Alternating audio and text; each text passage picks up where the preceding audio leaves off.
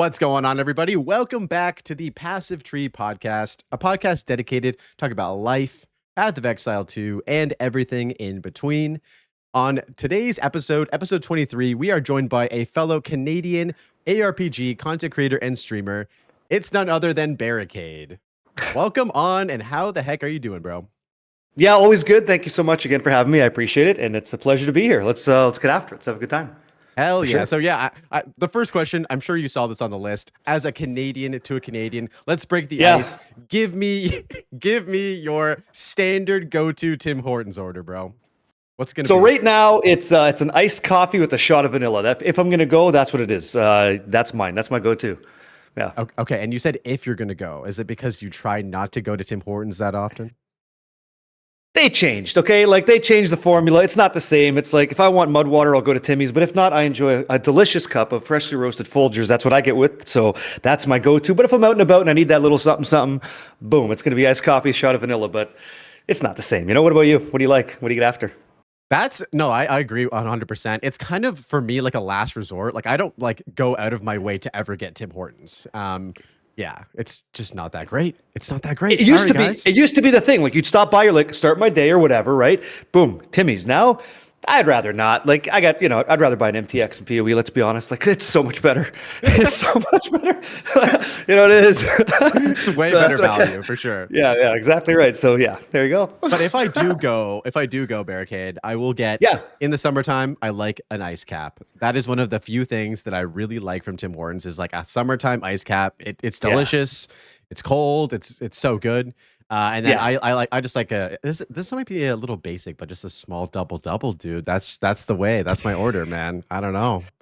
You're allowed to like what you like. I just don't have to agree with it. You know? It's how it is. It's fine, right? Enjoy your regular plain donut with it, and enjoy life in your 60s. It's fine. It's okay. It's all good. We do what we do, right? It's all good. For sure. Because normally I'm a black coffee drinker. Like, I just like to taste my coffee the way that it comes. Like, I buy coffee from this awesome place in Toronto called Larry's. They make like great coffee. Never had it. Okay.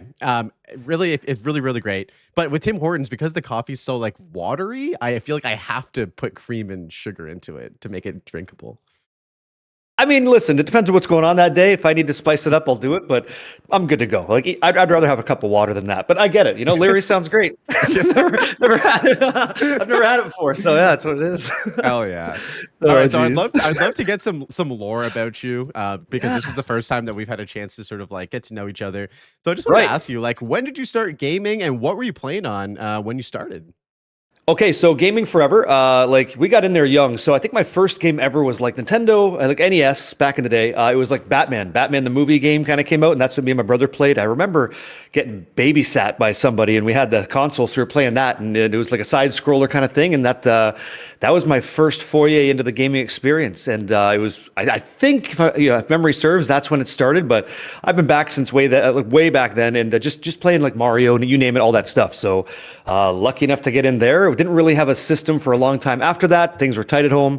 Then I ended up going to a public library, playing some online Dungeons and Dragons on like a browser, which is sick. Like, turn left, skeletons there, 6 damage, your character's dead. You don't know what happened, but it's cool. So you go again, right? And that's kind of like what I did. And so we did that for a while. Then we got into like PlayStation after that, and Final Fantasy came out, changed my life, and gaming's been amazing. It's been a part of my life the whole time, and it was a good escape from craziness at home. So it's been a part of my lineage the whole time. So yeah, how about you? When did you get into it?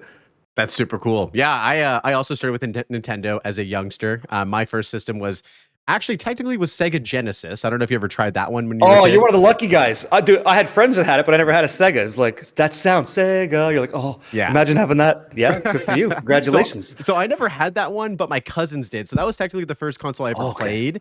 But when I got one, it was an N64, which also, was such a great console as well. Come on, N64 slaps. Like, that one's like game changer, right? Very good. Yeah. Playing games like Super Smash Bros, Mario Party, like all these. Who's your go-to in Smash? Who's your Smash guy? Ooh, on N64, I really liked Captain Falcon, dude.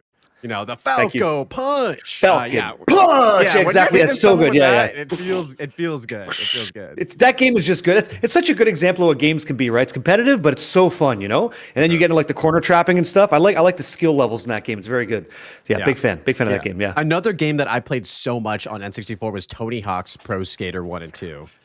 I dodged that. I don't know what happened. Like, this must be an age thing, but I dodged that, didn't care. And I think maybe I was doing like wrestling games then at some point, something like this. I got into Magic the Gathering, so maybe that's why the overlap wasn't the same. But Tony Hawk's Pro Skater was a big game, but I just dodged that whole wave.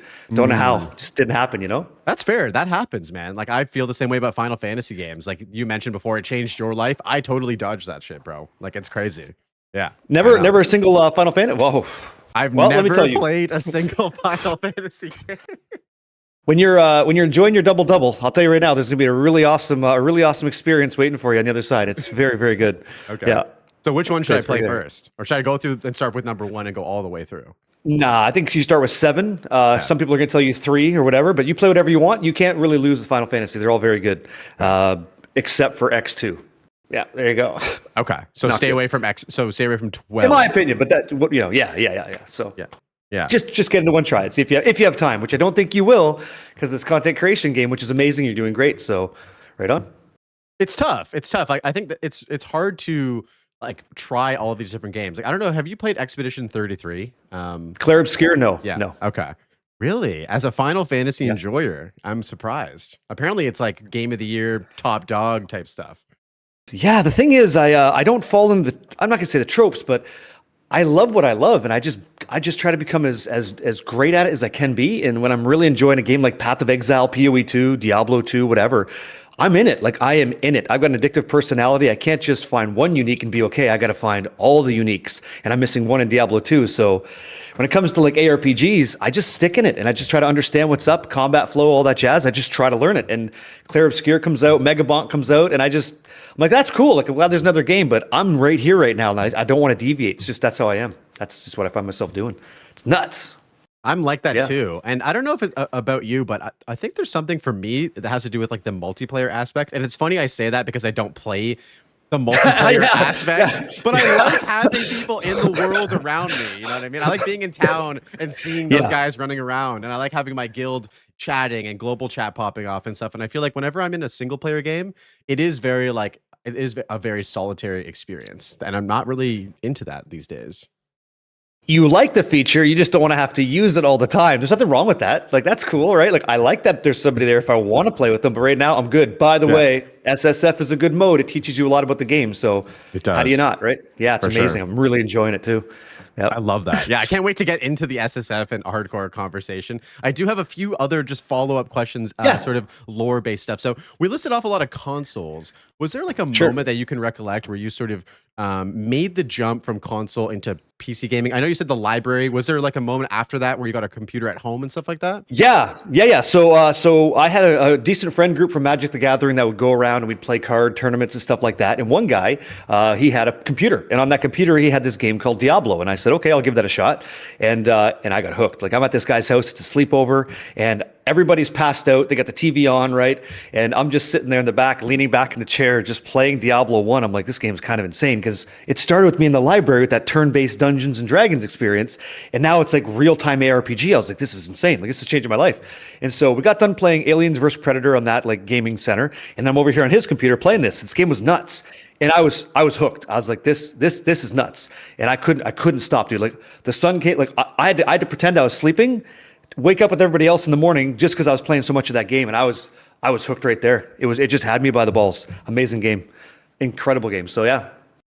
Wait, Diablo was your first like actual PC game that you played aside from like Dungeons and Dragons, basically? Pretty much, yeah. I'm trying to think. Yeah. That's the one on somebody else's computer. Yeah, we didn't have a computer growing up, right, till later on, and then when we did, it was Diablo 2, Lord of Destruction after. But yeah, it was just, I got a little snapshot into that. Yeah, that was me. That's amazing. Oh my god, what a game to get started on. I never played Diablo 1 when I got into computer gaming. It was Diablo 2 first, then I went back, tried Diablo 1 afterwards. But yeah, man, powerful gaming experiences, both of them. I can remember when my friends got into Diablo 2 and they're like, they explained it like, because I came from a Dungeons and Dragons background, like playing when in high school and all that jazz. And the one guy, it used to be weird thing. You put a ruby in the skull of a skeleton to imbue it with your yada yada, and you'd summon it up, right? And so that's like kind of what I knew. That was like the lore that I knew, right? So I take that into Diablo 2, and suddenly I'm resurrecting things, that whoosh, that sound, and I'm like, oh. And this is all happening like in real time. This is it. This is it. Like I was so addicted to Diablo 2, Necromancer, Summon Necromancer was the shit. Blood Golem, like all that stuff. I couldn't put it down, man. And so thousands and thousands and thousands of hours and Wild West Diablo 2 stuff, just a crazy, amazing game. And so that has forged me into this ARPG guy. And I just don't ever want to put that down. It's like the one game genre I just can't keep away from. It's just so good if it gets done right. Some games don't do it so well, but this one right now, PoE 2, chef's kiss. And PoE 1 lastly was sick. So yeah, good times. Definitely. And it's funny because Diablo 2 is sort of like the inspiration for many of our like now modern day action RPG titles. Path of Exile was like, they were trying to make a D2 sequel, right? And now with Path of Exile 2, it's like you can directly see the inspiration like flowing out of Path of Exile 2. Like every every corner you look around, you're like, oh, that's from Diablo 2. Oh, that's from Diablo 2. So I think that's helping us, two people who are D2 veterans really find a comfort spot with this game as well. Yeah, there's a lot of conversation like in the chats that I have. It's just it's a who's the spiritual successor kind of conversation, and I think Grinding Gear Games is nailing it. But it's interesting because they've openly said like they wanted to make that better version, right? Like where's that better version? And I think they've done it. In my opinion, what do you think? Oh my God, yes. I mean, yeah, like I haven't had a game like really pull me in like Path of Exile 2 has since like Diablo 2 when I was like a young kid, like playing Diablo 2. It's kind of like evoked that same feeling, right, for me, where like I'm just totally encapsulated by the world, by the characters, by the skills, animations, sound effects. Like it is kind of like me reliving that moment. And I made a whole like YouTube video about this because I just was like, these two games are like so similar and innovative too. So yeah, 100%. Yeah, totally agree. Totally agree. Yeah. Okay, so we talked about Diablo 2. We talked about Final Fantasy. Were there any other games aside from like the ARPG genre and the RPG genre that left like a lasting impression on you as a gamer? Yeah. So this goes down to family. So me and my brother, like we always game. Me and my brother, super tight. And when we grew up, it was fighting games. FGC, fight game community, we follow this like it's a pulse. I love fighting games. So Street Fighter and Mortal Kombat was there. So I love those games. There's something special about talking some shit in a fighting game, getting completely tossed, and you're like, okay. And then you get the street sweat where your controller's slipping, right? The comments are coming out kind of blurred, and you're just trying to win. And that just happens for hours. And then someone gets so angry because you get on that win streak, they have to leave the room because they can't handle another loss. And that was just so damn good. It's that competitive edge that I don't get in an ARPG because like a leaderboard climb isn't all that exciting, but sitting down with some street is always a good time. It's always a good time, and it's just the energy around the FGC is exciting, and I love it. So for me, it's fighting games. What about you? What's your, if you have one, what was it outside of that? That just evoked like such a core memory of me as well. So I have a brother. We've been gaming. We shared a room like all throughout elementary school and like some of high school as well. And so yeah, we did that. In our room we had like Xbox, PlayStation, whatever, and like we always had Mortal Kombat as like the game that we would come home from school and we'd be like, yo, let's go at it. And we would spend time like in the dojo, the training area, when one of us wasn't around, learning combos, practicing against an NPC version of like our main characters so that we could lock in when we fought and like actually have a one-up on each other. And dude, the rivalry, the shit talking, oh my God, it was like, man, next level. I had Kung Lao on lock. I'd have the hat come off. Like I had it all. I'm like, this is, and then I'd take that to our friends. We'd play, and just like you and your bro, like we would get after it. And we were pretty okay. Like we were at the point where like, are we playing tournaments now? Like, are we going to start doing this? We never did. But, after 70 rounds every night, it's like, you're pretty good at a game, right? Like you, or not. So go find out. We just never did. But yeah, I loved it. Fighting games are so much fun. They're so good. So good. That's why I miss PvP in this game. Like we need PvP. It's so good. It adds so much to a game.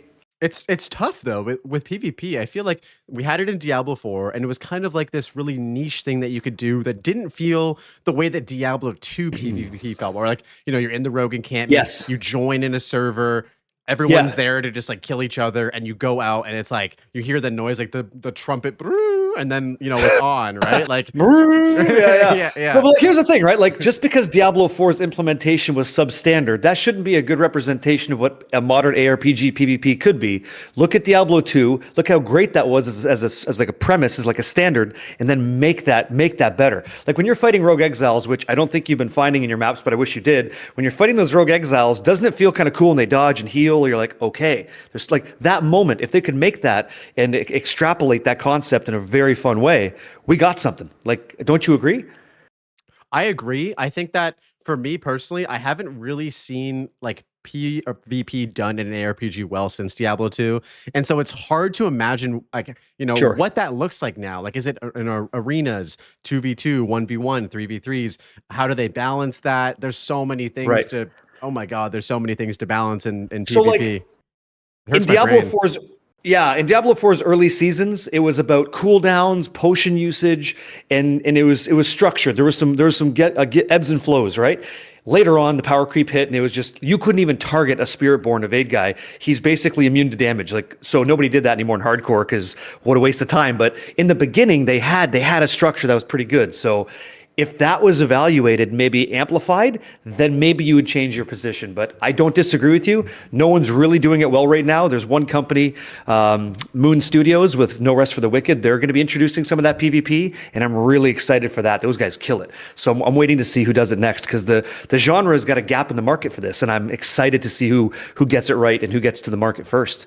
Correct? No, yeah, absolutely. No, I think that's a great point. And at the end of the day, like the more ways that people can enjoy PoE2, the bigger the audience will be, and the better the game success will be, because more people can enjoy it. And I think as long as they don't like dumb down the difficulty to a point where like anybody can just pick it up, like we have to be locked in sometimes in this game. I really love that part about PoE2. But yeah, if there's a way that we can lock in and also lock in against each other and play, PvP and whatever, I think that'd be awesome. And I think, yeah, you're absolutely right. There is a market for it, and there is not that many people really taking advantage of that right now. Yeah, I think it adds like people ask for endgame stuff. It adds another layer of endgame activities that you might want to engage with, and the kind of items you might look for, depending on how this system's brought in, is vastly different than a PvE experience. So in that its own right, that is an interesting way to enjoy the endgame if you wanted to opt into that adventure, right? Like, I love Elden Ring. Did you ever play Elden Ring? I did. I played it for like 40 hours. I never beat it though. Okay, so you're not an Elden Lord. That's okay. You get a pass. It's fine. Yeah. No one's going to judge you. But if you had this ability for like Path of Exile to toggle on enemy incursions, and I could fight you, and you would know I'm spawning into your zone to fight you in your map, and you beat me, then you get some currency or something. Or if I beat you, I get some currency or something. It's like you're asking for the additional challenge, and if you can overwhelm it, that's kind of cool. I don't know. I'd love to try the idea. I'm not sure if it would pop off, but I think it could be interesting to check out things like that, just to spice up the map, just to spice up the run a bit. And they're already doing a bunch of good stuff, but it could be even better. Yeah. That's crazy. So you're talking about basically the way that Elden Ring and Dark Souls has it, where like you can actually like jump into somebody else's world, go hostile with them, or help them out and randomly just have that extra layer of encounters. That's super cool. Yeah. We know what that feels like from the Diablo 2 world. Like, you remember doing a Magic Find run, right? You're going after the Countess or something, and all of a sudden, dude, ABC pops in. Whoa, like swords go up. You're like, okay, high alert. Now I'm locked in. Like, where is this person? And you're checking out your mini map, and you're like, is he close? Like, what's going? And like suddenly it's not just another Countess run, but it's an exciting moment. And who knows? And then you get a Zir, and then you get the flex. Like, gotcha. You know what I mean? That's the fighting game thing. So again, that's not going to be for everybody, but I like that could be a thing, and I like that Path of Exile's got the bones to support that, I believe, which is pretty nice. So we'll see. We'll see what happens. It's exciting. Yeah. So yeah, it's real good. Absolutely. I feel like you're absolutely right. As long as it's not like a mandatory thing, because no, it can't be mandatory. Yeah, people who are playing ARPGs, 95% of them, they don't want to interact with that type of stuff. But it would be cool for that 5-10% to like have that be a thing. Imagine you're a casual dude, like you only have a couple hours a week, totally fine, no problem with that. And you're doing like, I don't know, you're doing Bira, right? That's how cool. Boom, so guy runs out of clear. He runs out of town. He's 85 and just like torpedoes you. You're like, what is this game? Like, that's a very you can't do that, right? So I think you can't do that, but it'd be fun. Yeah. That would be hilarious though. Yeah, that'd be nuts. Yeah. So I have to ask you, you used to be a graphic designer. I saw that sort of like on your bio. I don't know like if you've made all of your own graphics and your own logos and stuff like that, but like I made you one today. That's you. I made you one in the back. That is excellent. Honored. Sure, I gotta throw it in. Yeah, of course, no problem. But I didn't think you'd mind. Of course not. But I have to ask you, like, when did you sort of like make the transition from being like a graphic designer to like a content creator, and like how did that journey sort of like happen?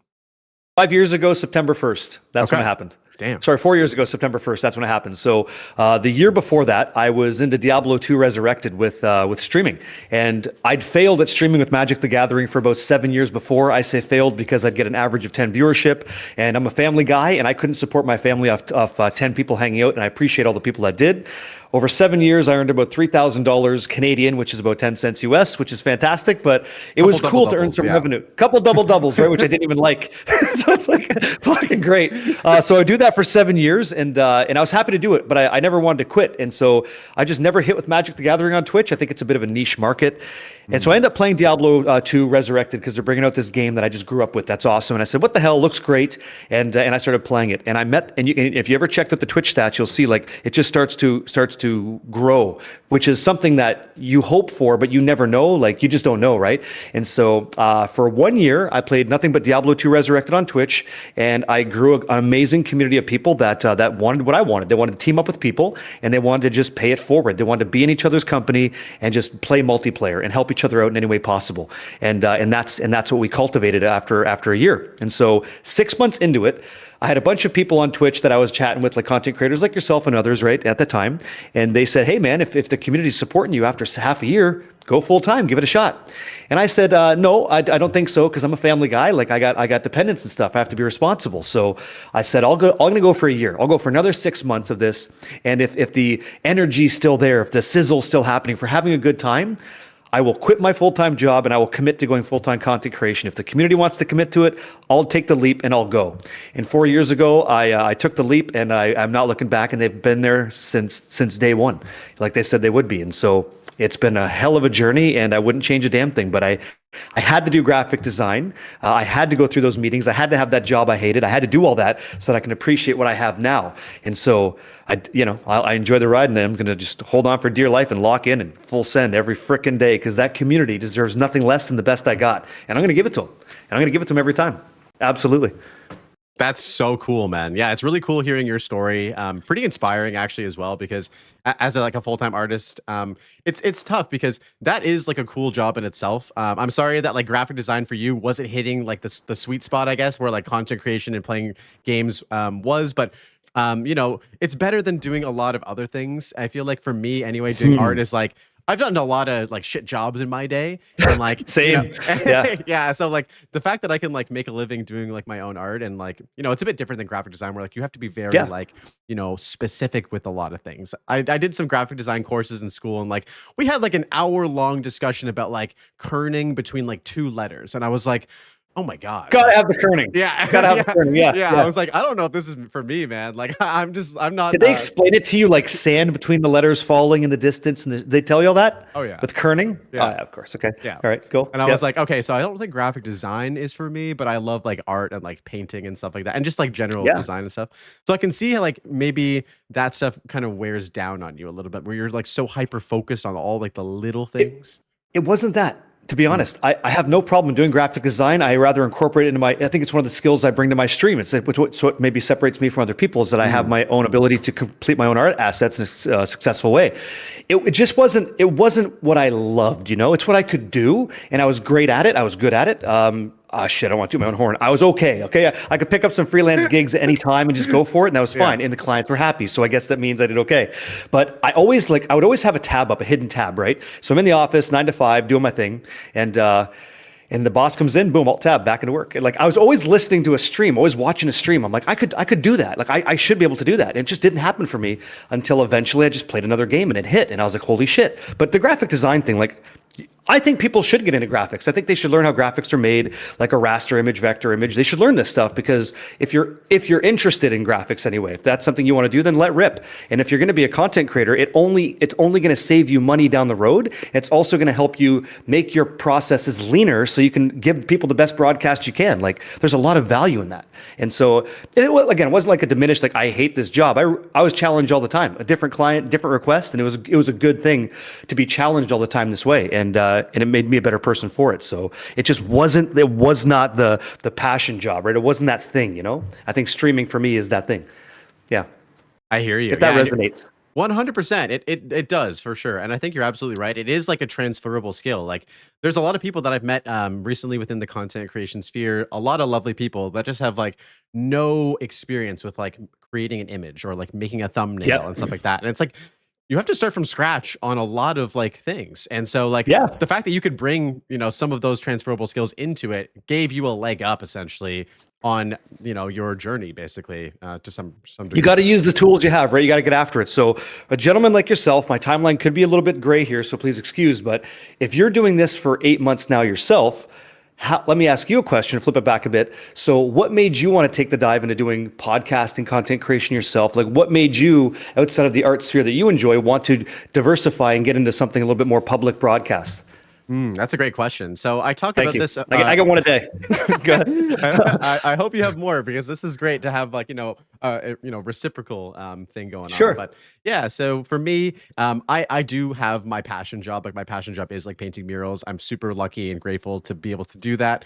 As you know, in Canada, it gets pretty damn cold in the wintertime, and like the majority of my work happens between like May to like October and November. So I have a lot of downtime in the winter. Got it. And so last winter, I don't know if you recall this, but it was like exceptionally cold. Like it reminded me of like how cold and snowy it was when I was a kid, like before, I don't know, global warming was a thing or something like that. Like it was just really damn cold and really freaking snowy.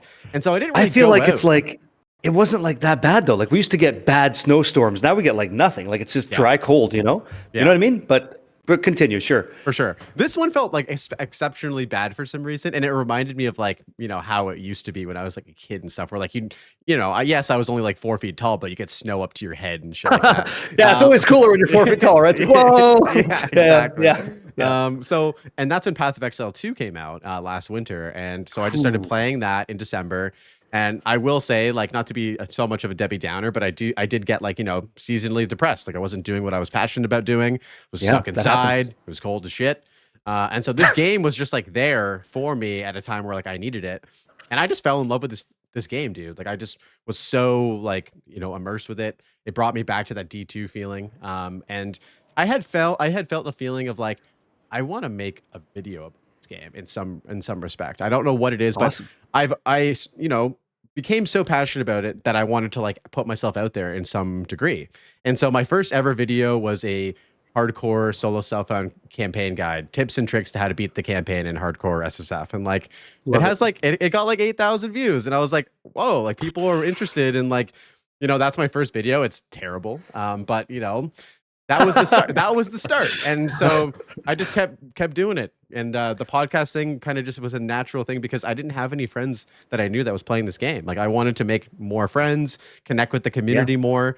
And it just like naturally progressed into now this is episode 23, and it's just been a beautiful experience, man.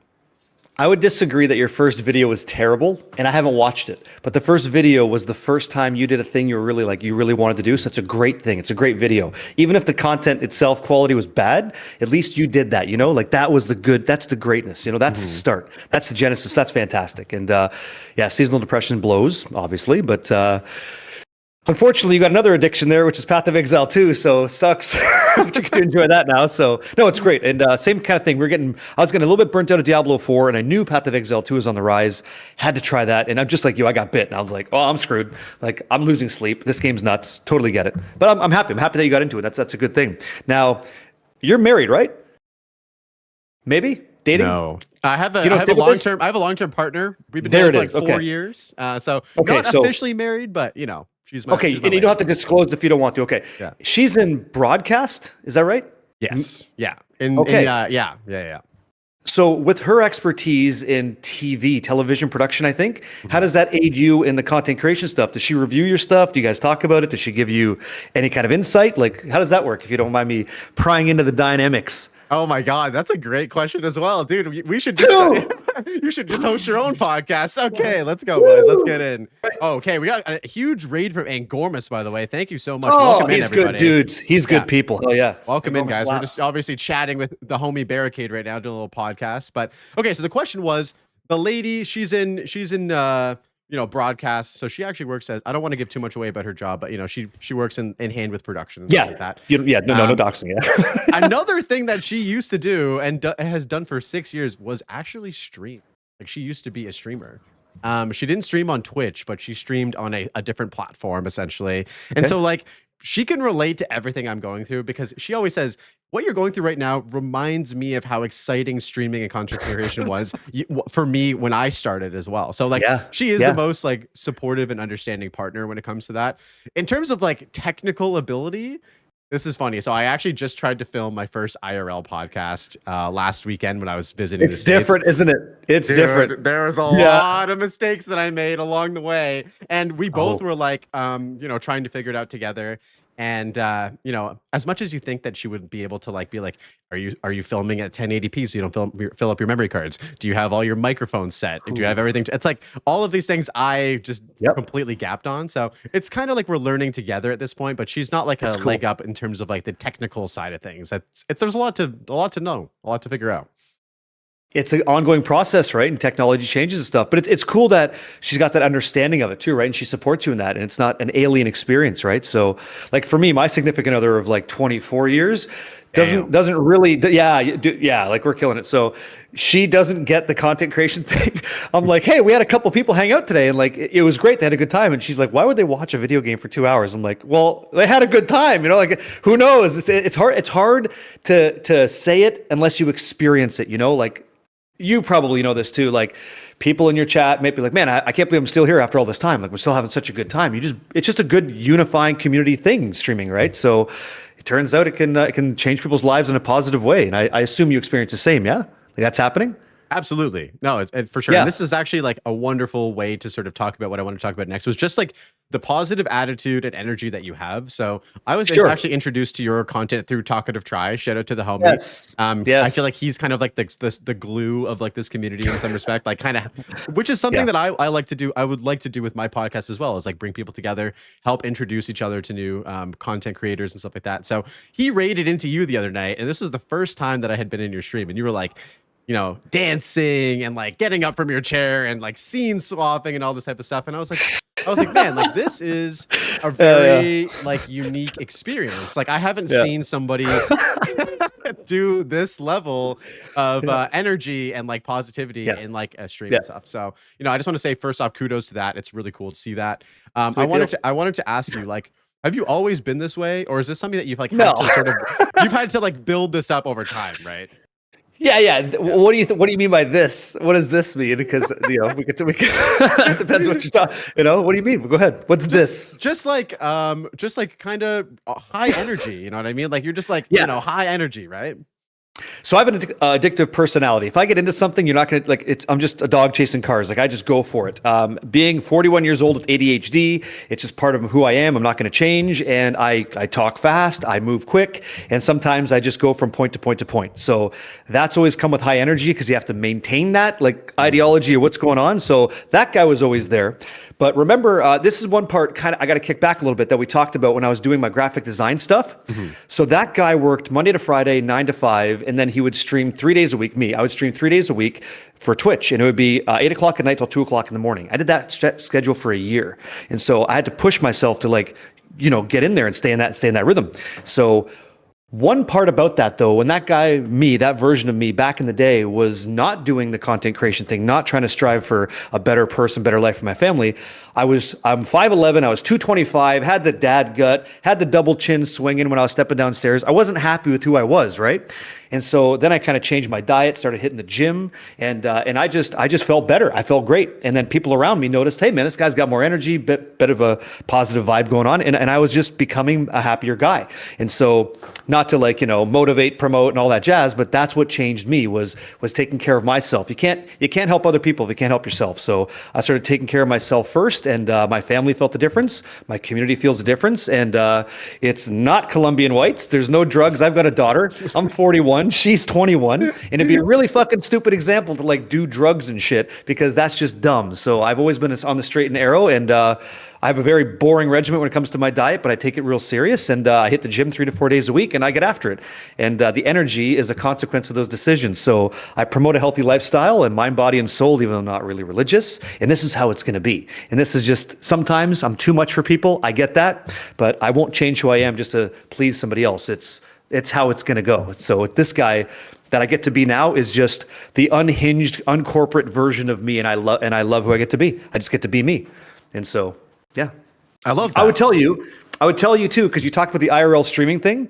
I think that's when you as a content creator are at your most vulnerable, right? You're going to fuck up. You're going to have a bad camera angle where it's up your nose, or like maybe you don't know. It's like that mole on your neck is really close and it looks weird. You have to be very vulnerable, and that's okay because you're human. We're not perfect, right? So let people see you the way you are, and let them just enjoy the moments, because that shit's going to happen. Did that happen to you? 100%. Yeah. Like, there's these things that I'm a perfectionist. I feel like, my girlfriend always says that, like, you're so Virgo, you're the most Virgo that I've ever met. And like, I don't really know much about like star signs and all that stuff, but it's like, fake. Go ahead. You are the absolutely like Virgo encapsulated essentially. So I'm like, sure, very attention to detail, organized, perfectionist, blah, blah, blah, blah. That's great. And so whenever something doesn't go my way though, Barricade, like, even if I plan for it, I kind of have a mini meltdown inside, and she's been there to help me through those, like, meltdowns and shit like that, where I just get upset. Like, I planned for this, I had a plan, life gets in the way, and then, obviously life will always get in the way at some point, and nothing can ever be perfect, but I have to get through and over that sometimes. And that can was you give me like, tell me, give me like, if you don't mind, what's one of those things? Like, what happened where you're just like, what the fuck? Like, it just went so sideways. What's one of those things? Oh my God, there's a lot. So especially with work and stuff like that, like for instance, if I go to a job and I have to do a big mural somewhere, and I organize with my client, you guys need to, rent a lift of some kind, like a scissor lift or a boom lift or something like that. And I get there and the boom lift just isn't working. And so in my mind, I'm like, oh my God, this is going to set me back 2 days. And then I have to like book accommodations for another 2 days, and I have to like negotiate my prices again because I'm like wasting time, and like my client's mad and now I'm mad, and it just spirals out of control, all because of like one thing not working to plan. You know what I mean? And it's like I have to like learn to like take a deep breath and be like, okay, it's all gonna work out. Like nothing is always going to be working out perfectly. And that's just the first example that came to mind, because that happened like a month ago, and it really like made me crash out for a day. So you get a lot of that in the graphic design space. I'll work for like a week on a logo trying to understand someone's business identity, right? And I think I nailed it. I could tell you why that line's there versus there. Like I kicked the shit out of this logo. Like it's dead. It's done. Totally cooked. Sick. I present it to the client and he's like, I don't like the color. You're like, well, we can change the color, but it's like, do you like the look? And he's like, well, I don't really like the look. He wants something like this. And it's like completely worse, has nothing to do, but that's his decision. It's his business, whatever. So the whole, like, it all goes sideways. That was a life lesson for me to realize, like, I'm not going to start getting frustrated over stuff I can't control. I can't change the way that mind works. I could try to help him, but I'm not going to waste my energy on that. And that helped me throughout my career, just not getting too involved in it.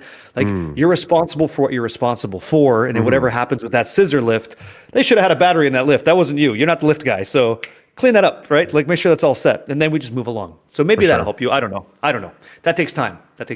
Definitely, man. Definitely. No, I agree. And like, I've been in that exact same position with my own design work, time and time again. And you learn over time, like, how do you communicate what you want to do? So that you both are on the same page and there aren't any like surprises along the way. And this is something that I had to learn, like, I've been doing this for like 10 years. And at the beginning, I would never do like a creative brief or anything like that. I'd just be like, here's my idea. I just spent like 2 days drawing this. And they'd be like, that is nothing like what we expected you to do. And I'd be like, well, shit. And so over time, you have to like, be like, this is what I want to do. This is what we're going to try and make it look like. These are the colors that it's going to be, blah, blah, blah, blah, blah. And there still is room for people saying, I don't like that. But this sort of thing, it also happens in streaming, right? Like that same flow, it happens when you meet a new person and they come in and they're like, this happened to me the other day, right? There's always the one guy effect. Guy comes in the chat and he's like, oh my God, meta cuck, what an asshole. Like, oh my God, this is such bland gameplay. Why are you doing this? It's like, my man, welcome into my house. Like, come on in, have a nice time. I'm going to tell you what we're going to do and why we're doing it, but it may not be for you. And like, guy just goes for your throat. You're like, calm down. It's just a video game. Like, we're just having a good time. I never played Deadeye before. I've never tried Lightning Arrow, even though 70% of the room has. Like, sorry, I'm not the same guy as you. And so it's just that armor that you get from, that's why I said I had to do design and stuff. That armor that you get, you kind of have to earn that. And it's like, Jesus, all I want to do is I want to say hello to the guy, like make him have a nice time, keep it positive, right? But you're going to encounter that. So it's good that you face that in your professional career, because when you go into this thing, it's like, which is also a professional thing, streaming, it's like it's going to happen. You have to be ready for that. And so it just blows my mind. It's something I don't invest a lot of energy in because we got other things to do that are like really fantastic, but it's going to happen. So I find that all the time. I don't know if you have this, but it's a great thing. It's like, okay, cool, getting tested. Yeah. Yeah, I can only imagine. I feel like the larger you get, in terms of like community, in terms of audience and viewership and stuff like that, just the higher frequency that you get sort of the bad actors, the bad apples in your chat and stuff like that. But that also like helps you get that armor level, that armor rating built up more and more and more, like because you have to deal with that more frequently. It happens. Like. Yeah. It happens. And so I can only speak for myself. And one thing I would say that I always remind myself is, even if there's like a negative dudette in the chat, doesn't matter. It's who are we here for? Why do I get to be live today, right? That's who we show up for, and they deserve the best I got. So when this like negative energy is coming in, that's so quiet. Like, we're doing this, and it's so much better, right? So I focus on the good, and then the bad has a hard time wiggling in. Plus, you can always ban. That's true. So it's like, that's the last resort. House, you can use it. You can use it for sure. Yeah. So yeah. There you go. Yeah, I appreciate you like sharing these insights. As somebody who like just started in February, it's cool to hear sort of how you're still, as much as it looks like you've got it all figured out on your stream when I go in there. I do not. No, I'm always learning, man. It's cool to hear that you're still learning. You're still, day by day taking these new lessons and just like, trying to grow still. Could just come up with another dance move. Fuck, that's all I need to do. Just one more. Just one more, yeah. Yeah, dude, the dance moves are crazy, bro. Crazy. It's just what I do. I'm sorry if you don't like it. I'm not sorry. I'm gonna do it. It's just what I do. It's like it's fine, I love it. Great, fantastic. Yeah. It was a great like first impression where like we added each other on Discord and you like immediately hit the fucking music and started dancing, and I was like, I like this guy. Like this guy is cool. I don't know. Like it depends. Like I think some people lately in the Path of Exile space have caught me from Exiled Again on YouTube. Like he does that channel's pretty great. You get to see some cool content creators doing some wild stuff, and I consistently have these dance clips, and I get owned in the comments sometimes. But I'm not going to change. Like it's how it is. It's just sometimes you hit that against the darkness, so you're like, hell yeah, like let's go, and it's a fun moment, and I bring that to the next level, and I'm not going to apologize for it. It's a good thing. Or someone's like, oh dude, I just corrupted the best headhunter. You're like, boom, that's a dance. Like, let's go. Look at this guy's belt, right? Like, how can I not be happy for you? And if there's something wrong with that, then that's fine. I'll continue being wrong, but don't apologize for it. It's fucking amazing. It's great. No, don't apologize. I feel like it just it adds another like unique part of yourself, and that kind of comes through. And like it helps you stand out, honestly, which is like not a bad thing in a space where like everyone's playing the same game in their own way, doing different stuff. It's like it's cool to have like more personality and stuff like that. It's like how do I do that? I got to figure it out. Do I just start dancing now, guys? I don't know. No. I wouldn't recommend it. That's what I was saying. Even for the IRL thing, man, you got to be true to you, be you, and just follow your North Star, man. Just see where it takes you, and then enjoy the ride, knowing you did the best you can. Right? And that's what I do. That's what I recommend others do. Definitely, that's some great advice.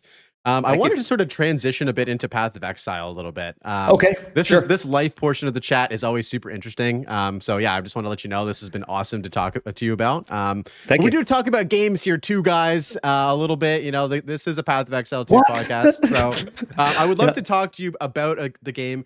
But before we get into sort of like the nitty gritty of stuff, can you just give me sort of a breakdown of your experiences with Path of Exile 1? When did you start playing it, and how many hours maybe you got in that game? Yeah, so I've got about 4,000 hours in Path of Exile 1. I played it on and off quit 3 times, couldn't stick with it. In the very beginning, Path of Exile wasn't a fun game to play. The original acts were kind of bland compared to like what you could be playing in other ARPGs. So I didn't really stick to it until later on, and then I got into it, and I was really hooked at Harvest League. That was really, really good. That's when I started learning the basics of crafting an item, making mirror tier gear, because Harvest originally was nuts, kind of like Path of Exile 2's crafting system. It's pretty nuts. And so I really enjoyed that. Me and my friends were like just sizzling over the drops we were making. It's in the gear. It's like, holy shit, this is sick. And so I got so hooked there, and I stuck with it ever since. So I played like several different characters. I have my first 100 was a spin to win, like a cyclone. I think a cyclone slayer is what I played in Heist, and Heist is solid, and probably my favorite league is Heist, and yeah, I've been playing ever since. So tons, thousands of hours in just Path of Exile 1 and 2. Yeah. Okay, right on. So Harvest League was the league you fell in love with. You noted that like the crafting system in Harvest is kind of similar to Abyss League in a little sense, where like we have more determinism when it comes to crafting. Yeah. And so this might be a spicy question, but like which game are you preferring right now? Are you preferring Path of Exile 1, the original, or 2 currently? Oh, I fell in the trap. Son of a bitch. I tried to dodge this. How did I do so terrible? Next question. I'm just kidding. I don't think about it that way. I actually agree with with like Jonathan and stuff. If it's a fun game, I'll play it. And right now, the fun game that I'm enjoying that I feel like I haven't completely conquered is hardcore SSF PoE 2. But you can bet your sweet cheeks when PoE 1 launches again on October 31st, I will be right there at the login queue ready to kick the doors open. So I just enjoy the games. And depending on how sizzling they are, how great they are, I'm locked in and I want to bring you with me. But you won't because you play with 2 people a year. And it'd be cool if we did, but like that's me. So for now, it's Path of Exile 2 because I haven't crushed it in hardcore SSF yet. I just got the maps, and I feel like there's another chapter there to complete. In softcore, my 10 million cold infused spark walks through the game, eyes closed, talking to the community like it's jokes. So there's not really a challenge there. So when I get that in Path of Exile 1, where I get to craft and go against like, uber bosses and stuff like Eater of Worlds, so on and so forth, Cirrus, it's really exciting. So it's a time thing. It depends. Okay, I got cool. dog. Yeah. So essentially, like you're kind of in the camp where like if you're enjoying both games, just play both games. And it sounds like you're very much so like I will play each game on a 2-month cycle as long as it's fun, which is awesome. Yeah, that's me. And so I think you can like that all, and that's okay. Like you don't have to be in a camp. I mentioned earlier in the broadcast here that I played a lot of Magic the Gathering. And so when I was growing up, it was a lot of store versus store. If you play at that store, you suck. But if you play at this store, you're good. It's like now that's if you play this game, you suck. If you play this game, you're good. Nah, just play what you like. Play what you like. Have fun. So it's just a time thing. Depends what's going on. Like this might be kind of like taboo, but if a Diablo expansion comes out and it's really, really good, I'm glad I tried it, instead of being dismissive of it. But like they really got to blow me away. Yeah, for sure. And then you can also like formulate your own opinions about it as well. Like you can't just like live vicariously through other people's experiences, what chat's saying. You can actually be like, I did this and I can say that I feel this way about it. You know what I mean? Instead of just like I won't. Like that's why I'm not playing Clear Obscure. It's why I don't play Mega Bonk. I play what I want to play, and I try to excel at the things I want to excel at, so I can grow as a person and grow as a gamer. And then I can lend my expertise, if you will, to somebody who might just be getting into the genre, and then they could enjoy that. And then like I can shortcut their journey with knowledge, which is awesome, an awesome feeling, and watch how they share that knowledge with somebody else. So it's all about paying it forward, right? Definitely. So let's talk a bit about HCSSF. So you played 2 seconds. Okay. Let me get this dog. I can tell he's going to pop off. So can you give me like 2 seconds? I'm just going to let him go. It's okay. I don't want to drop any Snickers on the floor, and I will be right back. I promise. Perfect. Okay. Intermission. Right. Sorry. No worries, I think so. Dude. We'll see. Okay. Yeah.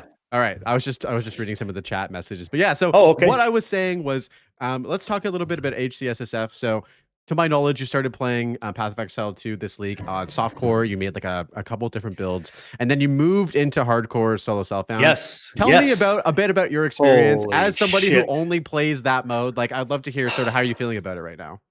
So I've played this many times before. In Path of Exile 1, I've achieved a high-level character as well. I think that mode is so amazing because it's you against the game with just what the game gives you. There's no shortcuts. You have to earn it. Sometimes you have to like farm an area more. All in all, I think I get the best experience in Path of Exile playing solo, self-found, and then hardcore if you're okay challenging yourself against the content. The dopamine's dropping. Like a lesser Jeweler's Orb feels amazing. if you can believe, like, holy shit, what a game changer. It's so nice. And then you get a greater Jeweler's Orb, mind blown. Like, I'm so insane now, right? Like, my damage is so good. And then you find like a piece of gear with 4 modifiers. Holy, like, that's why I have no hair. It just flies off my head. Like, holy shit, look at this action. It's insane. And so then you fight a boss. And I think we'll talk about the checkpoint thing, I hope. That's got to go, I think. But you go to a boss and you're getting chin checked. Like I was telling guys, Silver Fist coming in with that apartment building. It's like, oh my, I've never felt more alive. Like, why did I choose to be in this position? I did that to myself, and I'm back to the beach. It's like, damn. And so that happens. So what do I think about the mode? It is great. If you're bored of Path of Exile 2 and you're like a Chad and like softcore, you should try SSF Hardcore, because that will test you, that will infuriate you. But ultimately, I think the journey is worth the grind, the frustration's worth the payoff, and the juice is worth the squeeze. But you got to try it. You got to get there. And so many people that I interact with, they're like, I don't want to play hardcore. It's too hard. But then they realize they're better at the game than they thought, because they kind of already know the mechanics. It's like, great. So for me, it is such a rewarding, probably one of the best modes you can get. The reason I don't really like it is because I can't interact with community members, but that's the consequence of the decision. But I think it's the best mode that there is. Yeah. Oh my God, a man after my own heart. Ladies and gentlemen, this guy just hit the nail on the freaking head. It honestly feels like, Barricade, the SSF mode, not necessarily the hardcore mode, feels like the way the game is meant to be experienced. Like, you get like the most authentic feel of the game. You know what I mean? I do. Like, so I was streaming it yesterday, and I beat the campaign, right? And I think you were in the chat. You could have been a busy guy. I was there. And so Basmati rice gets slapped, and I'm like, I just took a moment there, and I'm looking at the game, and I was like thinking, I just beat the campaign. I might have 1 exalted orb to my name, but I did it. And so I tried to take a mental snapshot there. I said, and I'm going to make a video talking about this. If this is what Path of Exile 2 is, like, if this is what the people get as an experience outside of the trade economy and stuff, if this is the game, what a beautiful experience that was, right? Like, all those little decisions of like the reflecting idiots who are like sending my arrows back at me and I got to roll through, like all that. That was fun. All these little decisions in the areas. It's such a great time. And so I hope I can do that every time, you know? Obviously I won't, because eventually you'll get numb to it because you'll become like an expert at it. But right now I had such a beautiful time. It was so good. Now I'm going to be in maps where some abyss guy is going to come up and just send it right through my alleyway, and I'm going to be back at the beach in 2 seconds. I just know it. I know it's going to happen. Yeah. Definitely. Yeah, I love it. That's a great thing. I actually witnessed this moment that you were kind of going through yesterday, and you were kind of reflecting on your experience through the campaign. Was this the first time you beat the campaign in hardcore SSF, right? Was it yesterday? It was for the third edict, yeah. For the third edict. Okay, yeah. Because I hadn't gone through the interludes and stuff in Act 4, right? Like, some of those fights are like chin check, like dial in, you know, like it's tough. Yeah. Asmati, even though he's been nerfed a couple of times, he's still a nasty boy, man. He can still catch you off guard for sure. But yeah, lightning rods bullshit. It's so dumb. The chain thing, I was like, this is like, I need that though, because I don't want to lose. It's like, just fucking kill him. So yeah. Anyway, go ahead. Yeah. No. It's okay. Like, I think that, as you mentioned, like, you wanted to try out that like tech just to, you know, have your own opinion about it, feel how it feels, and like, it's obviously really freaking strong. Like, you know, there's no doubt. Really strong. Yeah. And I get why people might gravitate towards that now. I get it. I know. And like, there's a difference between watching it and then visceral playing the skill. It's like, okay, I get this now. This is nice. Like, I haven't even ridden a Roa in the game. Never did. I used Blink instead in previous seasons, and I'm not using it now on my Spark guides. Run forward and blow up the screen. So it's nice to have a deviation from that experience, which is a good thing. Build diversity, right? Definitely. Hell yeah. I wanted to touch about one thing that you said, where it was kind of like, you know, a lot of people are scared to try hardcore for different reasons. You know, optimization's not great, or there's a lot of bugs in the game and I don't want to die and stuff like that. And like, those are all very like valid reasons to not like want to try it. But I think a lot of people, and I've actually been convincing people to try hardcore SSF for like months and months and months, like since I started playing it in 0.1. And a lot of people have, and a lot of people like thank me for it because they discover a new way to experience the game. And it's honestly like my favorite one. I'm obviously biased, but it is like, you know, a very, very special way to experience the game. Some of the most fun, some of the most dopamine, some of the most adrenaline you get. Like, I always say, we play for those moments where you almost died, but you survived because you locked in, because you built your character properly, because you mechanically knew what to do in that moment. And like, those moments feel so freaking good. Man. Like, it's incredible. It's incredible. You're fighting a boss. You got no life potions. Like, there's no life flask charges left. You're at half. He's about to hit you. Welcome to Path of Exile 2 Hardcore SSF. Let's go. And it's game on. And then you lose. You're like, oh, there goes that killer amulet that I found, right? Or then you win and you're like, oh yeah, like I got there. So that decision tree, that whole moment is what it's all about. And it's not for everybody, and that's okay. But if you decide to give it a shot, don't be surprised if you find out that it's really good. Or maybe you give it a shot and you're like, yeah, this is just too stupid, I'm out. Okay, that's fine, but at least you tried it, right? At least you tried it. For sure. And I think a lot of people get stuck on the destination of death. Like death is inevitable on a long enough timeline for any character. If you just play long enough, you're probably going to die. Some last longer than others. But like it's not about that destination. It's more about like the journey for me. And like I think that's and the friends we make along the way, right? Yeah, exactly. And you know that's the thing. There's a lot of really great community members who also only play this mode as well. But it really is sort of like you pushing yourself past your like personal best. And I think it's almost like a roguelike in a sense. Like it's like a survival roguelike where you're like, you know, you die, you're using those items that you've like accumulated in your stash if that's how you want to do it, or you can go back and do it fresh, start again, which also is extremely fun and challenging. But it's cool. Like every time you die, you're kind of like, oh, but I have a few level 5 support gems that I can use to make my, you know, act 1 a bit easier for next time and stuff like that. And then over time you excel and get better and better as well, which is cool. Yeah, I think it's a really rewarding game mode. I'm glad I tried it. And if they want to introduce things like a group self-found or guild found stuff, I'm totally down for that too. There's a lot of wiggle room for expansion in this category, and I'd be interested to see it. Like if they want to do that. So yeah.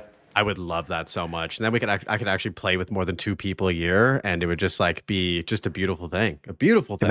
Imagine 3 people like I don't know if I can I don't know if I have the mental and you know, like emotional availability for that, but I think I can try. You're going to want to open up that schedule. It's going to get crazy. No, it'd be cool though. Like yeah, it'd be great. Yeah. For sure. So we touched upon this very, very briefly, but I wanted to kind of get your take on this. So a lot of people say that if you play hardcore, you're literally just a pause and reset to checkpoint Andy. What do you think about that particular mechanic? Do you think that it should be removed from hardcore? Do you think that it's okay? Give me the scoop on that. 1 second. So they put it in the game, I'm going to use it. If it's not in the game, I respect the decision. People can say what people are going to say. I'm going to do what I'm going to do, and that's how it's going to be.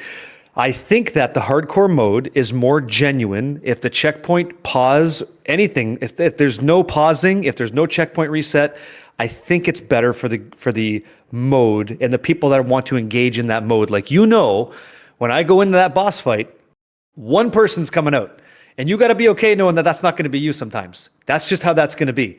I don't think anybody in hardcore would shy away from that, because usually, in my opinion, this has like been my kind of like reflection on the community so far, is that they want the challenge.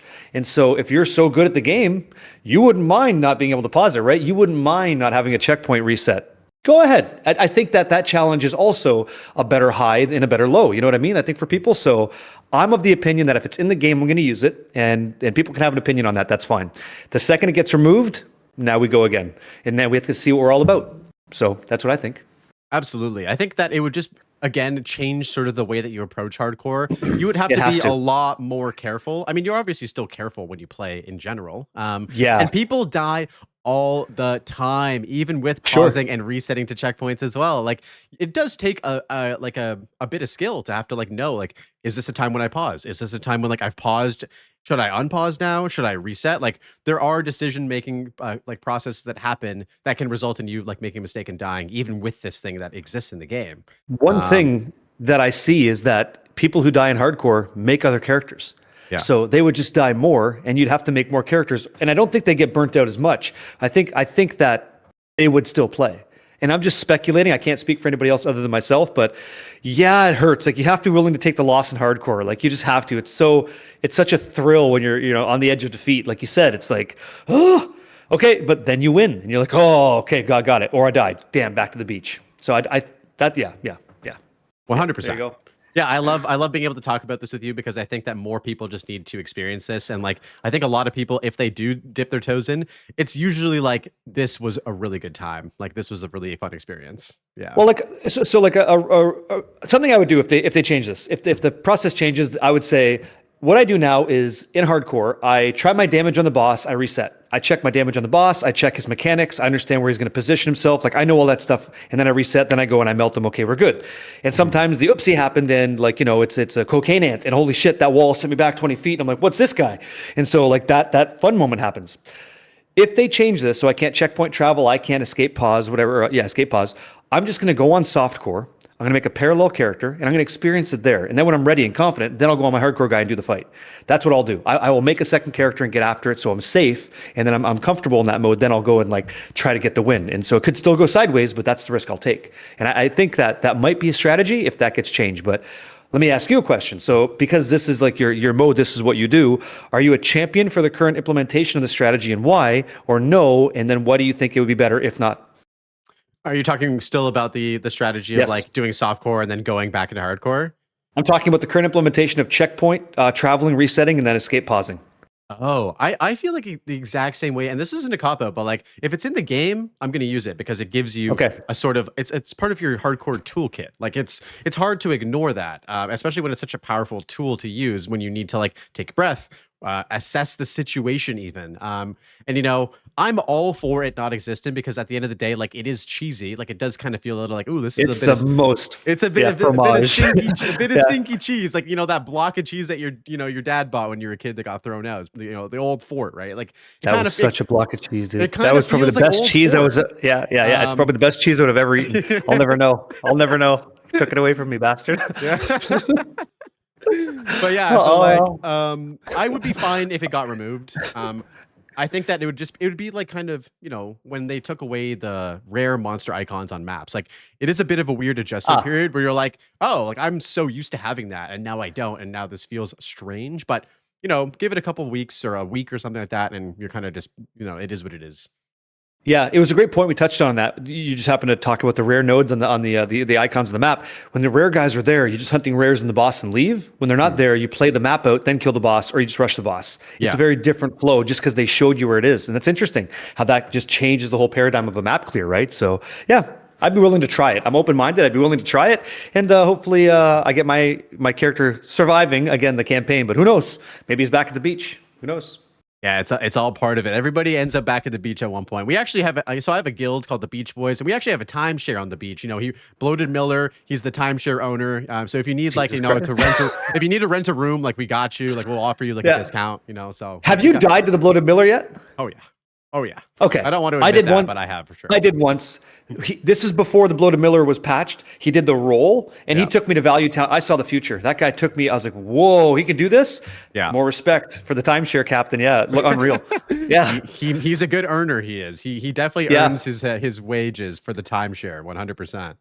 It's interesting. I was talking to Talkative Tribe about this on his podcast briefly. So I have this redeem that you can summon my daughter to come play, and she's a good sport about it. So she plays hardcore.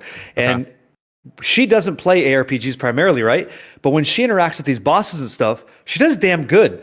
So I wonder, like, am I slipping? I wonder what it is because I know the mechanics, but I think I play into it a little bit. Like the knowledge gets me in trouble sometimes. Watching her go is pretty interesting. And she overcomes some of these fights where some of us are falling to it. It's like, I think we're getting overzealous, you know? Hardcore can do that to you. You think you got it, and then surprise, you had nothing. It's like, it's kind of wild, right? Yeah. Definitely. I think the moment, and I know you experienced this as well, and you can definitely share this experience, is the mighty Silverfist.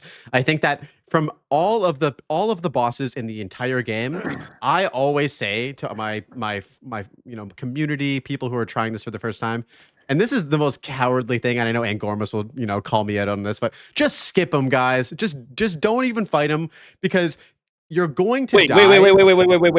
Wait. Are you saying don't fight him in the campaign? Don't get the 2 points? I'm saying, so here's what I'll say, Barricade. Tell me what you're talking about. This is Blaze's advice.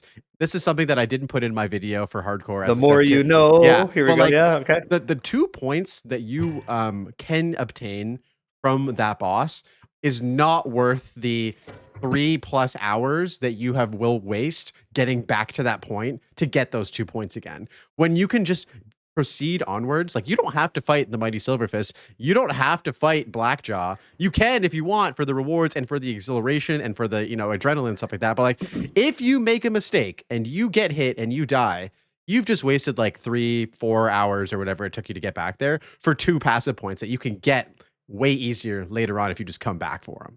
It's the smarter way to do it. And that's what I would recommend to people, especially new people. Why do you play hardcore? Why do I play hardcore? Oh, well, didn't we just talk about this? It's those moments, but it's also about risk management. It's also about making like, important decisions when you need to make them. And that's why the Silver Fist is sort of a topic for discussion, right? It's like, do you need to take that risk? Like, let me ask you. So here's the risk I took. I was off stream and I played the game when I'm not live because I really love it. And I decided to engage a Silver Fist when I had a wall here and a little tree trunk here. And he was on this side and I was on this side. Yeah. And I thought it made a lot of sense to go forward. Okay. Well, let me tell you what you don't do. You don't take on that guy in a lane. He owns the lane, okay? If this was ARAMs, he is the king, and he's just right through the middle. Yeah. So this guy changed my life, and I said, holy shit, how dumb am I? And you're totally right. I lost 3 hours. Yeah. I probably lost 4 hours because I play kind of timid. But I play hardcore for those moments. And then I had to do it on the stream, and I'm like back again with Big Daddy Silver Fist, and that was it. And I took him over, and I felt like I'd accomplished something. So nice. I think that there's a lot of validity to like waiting and getting after him later. There's nothing wrong with that. Same thing with Blackjaw. That guy, when he does that flame breath, you're back at the beach. Like sometimes he just changes the script. It's like, holy crap. But that's why I play hardcore. Like I want those oh shit moments, right? Like when he goes like this, that's a check. That's like I don't know what's gonna happen. And like I paused it and I was in the shadow of the apartment. And I knew right there I was gonna be a bug splat. I knew I was screwed. Reset. But in our conversation, I would take that shit like a champ. I would take the L and I'd be back at the beach. But I would take that monkey on because he's in my house and he's got to pay the tax, 100%. Yeah. I love it. I love it. And so here's the thing, like when I do the hardcore solo self-found, like bro-found co-op mode with my buddy, we do every single boss as we encounter it. And it is so fun. Like you have to lock in. Dude, I've died so many times, and this just might be my PTSD talking. I've died so many times to that monkey in maps on multiple characters throughout the campaign. When I enter the jungle ruins, dude, I literally like get my hands start like getting clammy. You're hearing the sound of the quadrillas, who all make the same goddamn noise, by the way. So you're just expecting that this thing is just going to start charging at you. Also, all of the ruins kind of look the same too. So you're like, the zone is designed beautifully to evoke the sense of like, fear. Like, that this guy is going to just like come out of nowhere and just start, the arena where generally it is, but it's like, it's a special place in there, man, the jungle ruins. And that's, the game needs that though. It needs to have those lethal moments to make it interesting, or else it's just, it's just puffy, easy time. You gotta have that. And so I don't do that. I don't take the boss on as I find it. Sometimes I'll over level on purpose. Okay. And like, as an example, the hunting grounds, right? I have a very particular way that I do that. I'll go get Luna's loot first. I'll go get the executioner waypoint. Then I go kill the boss. After I got my 2 points, then I go kill King in the Mist. Just because the situation is very tight before him. I do the same thing too. Yeah. Okay, so the path has to be a little bit adjusted. In softcore, I'm just running forward with the bow, and whatever happens, and I respawn. I really don't care. So that's how I take that on. But you have to make smart adaptations for the format. But yeah, Silver Fist is one of the scariest guys ever. And if he's ever hasted, you're probably dead. You probably are dead. Yeah, he's nuts. He's crazy. He's nuts. I lost my highest level character in 0.1 to him. I think it was like at level 92 at that time. Just hasted monkey, just came out, hit me with the apartment building, and it was back to the beach. I'm saying it's so bad. Yeah. Yeah. It's so bad. It's a good thing, but yeah, go ahead. Are there any other bosses that evoke that sense of danger in the game, or is he just like the be all end all for you? So I think Viper Napawatsi is also a shotgun boss that's irritating, but it's a good irritation. Like, I don't know. Sometimes when the wall's coming in, and depending on what your gear is, the spears come through, so you roll, backtrack, whatever you do to get through that one moment, and then she can shotgun you with that poison. And sometimes you just take the L. And without the checkpoint reset, it's like I don't even know if you could say you misplayed. It's just how that went, and then maybe getting better at positioning so you can roll through 2 attacks at once, so you can circle around that shot. I think Napawatsi is one of them. The first boss in Act 2, I forget his name, Rakeskar, I think. That whole like boom, Wrathbreaker, boom, and then that delayed hit is so brutal. But I exploit that fight now. Like, I just drag him down, and then he can't do anything but basic attacks, and I just farm that. But in a map, like, that's not okay. You can do that. Yeah, so where he spawns on the bridge, you just you hit him and you walk around, he'll chase you, but you run far enough away that his attack doesn't land, and then he still chases you, then he charges you, and then you just walk him back up the hill, and then you just sit there and do circles around until he dies. That's about all it is. Yeah, Easy. so that would be nice for anybody listening in. Yeah. But just those two boss. Yeah, how about you? Yeah, so I think aside from Silverfist, this particular league, Asmati was the guy who like farmed everybody in hardcore. Like when I was playing on like League Start, and all my buddies were going in blind Yeah. into hardcore SSF, like had never done the content before. I think about 75% of them all died to Asmati. Just like he was overtuned, I think, a little bit. I think he's been nerfed like a few times now, but he can just like chain attack you. Like he does this like boom, boom, boom, boom, boom, and like you're just dead. Like you're just He does that like absolutely dead. dash, dash, dash thing. Yeah. So if we're talking about like versions and stuff, yeah, Basmati Rice in the beginning was ultra brutal because he was also new. Like we didn't really know. Dominus was fine. I'd played Path of Exile 1 before, so the second I saw a highlight wall area, I was like, okay, this is serious, and I knew to go through that. But I know people died to him, and like the two building pieces that break down, that too. Yeah. I guess what my dog's doing. He wants my attention, but yeah, that fight I got through, it was okay. But I think Asmati was nuts in the beginning. Now not so bad. Yeah. And I think just overall, like I think Act 3 probably has the most challenging bosses with like Viper, Blackjaw if you want to fight him, the Monkey as well. Like it is pretty rippy in Act 3, but the bosses in Act 4 really highlighted to me like how many mechanics they're actually putting into these campaign bosses. Like you have Yama's thing where he like puts you in the middle. He's got the little guys that run away from you and you have to go in the circle. Like that was really cool. I did not expect to see that like type of mechanics in like a boss fight in the campaign. As you mentioned, Benedictus with the maze stuff. Like there's just a bunch of really crazy shit in Act 4. And it got me really excited to see like where the campaign's going in Act 5 and 6 with bosses. I like the idea that every subzone is going to have a boss that's kind of encountering a new challenge for players to enjoy, and I think that I look forward to when the game's out, like at the market, all set to go. Those challenges, I want to enjoy them. And some of these bosses, like I forget what the map was in Act 4, I think, where the boss has all the megaliths. You hit it, you go to the center. She's got like the blades, and she attacks, and there's that darkness phase. I don't remember this because I just kind of went softcore the first time and I didn't really have to pay attention. I just killed it all. And the gear was too good, and away we go. But in hardcore SSF, I had to like dial in. I'm like, okay, so it's like I had to learn the fights. And so that some of them were tricky, but I want that difficulty. And I don't want to over gear every fight so that I never see the mechanics. And so to your point, it's nice to see it. And it's a welcome change, a welcome challenge. And I hope that later on in the acts, the GGG, they put in more difficult fights just because you're further in now. Like the fights should be getting maybe a little exponentially more interesting, different layers of mechanics. But I hate immunity phases. Do you? Like I don't like a phase where I have to wait for an animation. Oh, Razzmatazz, and then okay, now I get to attack. What do you think about like invincibility frames in fights? And then how does that apply to bosses? Are you a fan or no? So that's a great question. I feel like the boss that has like a perfect like immunity phase is like Geonor, where like he's immune, but it's engaging because you're doing something else within his immunity phase. Like he goes immune, but then you're in the circle and there's like smoke and there's poems and shit and there's monsters to fight and you have to dodge them. That's cool because you're still engaged. But like with the boss, I forget. So excuse me, the Act 4 boss, like the final boss. There's 3 different moments or 2 different moments where like you kill him, he's doing a lot of yapping. And then you kill him again. He's doing a lot of yapping, and then you kill him again, and he's done yapping. And it reminded me of how the bosses felt in PoE 1, where there was a lot of just like yapping and immunity phases. And it would be cool if they kind of like took notes from like how they did it with Geonor, where like it was still engaging while they were adding in that lore and that like experience. Yeah, that's how I feel though. I agree 100%. Yeah, you can't. Okay, cool. Glad we agree. It sucks when you have a really good build and you just don't get to use it. It's like, okay, that's weird, Yeah, for sure. No, I think that like hopefully on Act 5 and Act 6, like they incorporate more of the Geonor stuff that they have, where like I'm fine with like the extended boss fight and like not being able to destroy them in one hit. As long as I can keep playing the boss fight and not just stand there and listen to some stuff happening.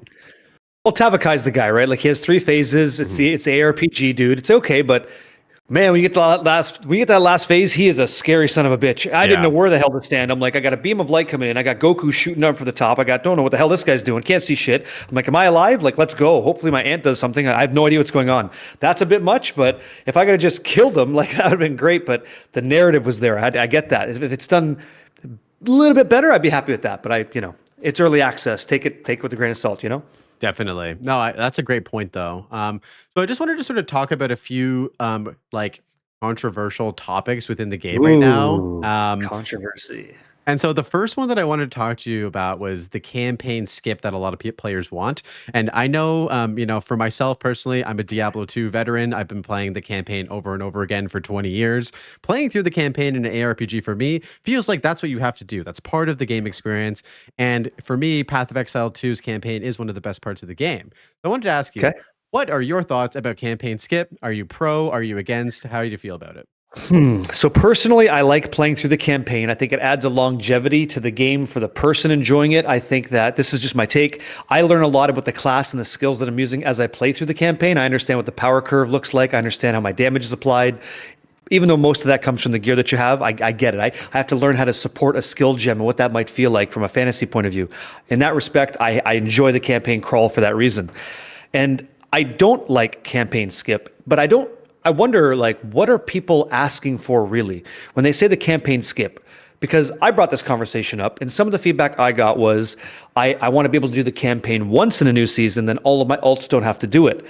But are you really just asking for a shortcut to the end game, which then you say there's no end game for? I don't understand that, and so I don't really want to speculate on someone's position on that because I don't know. I know that I like the campaign. I like playing it.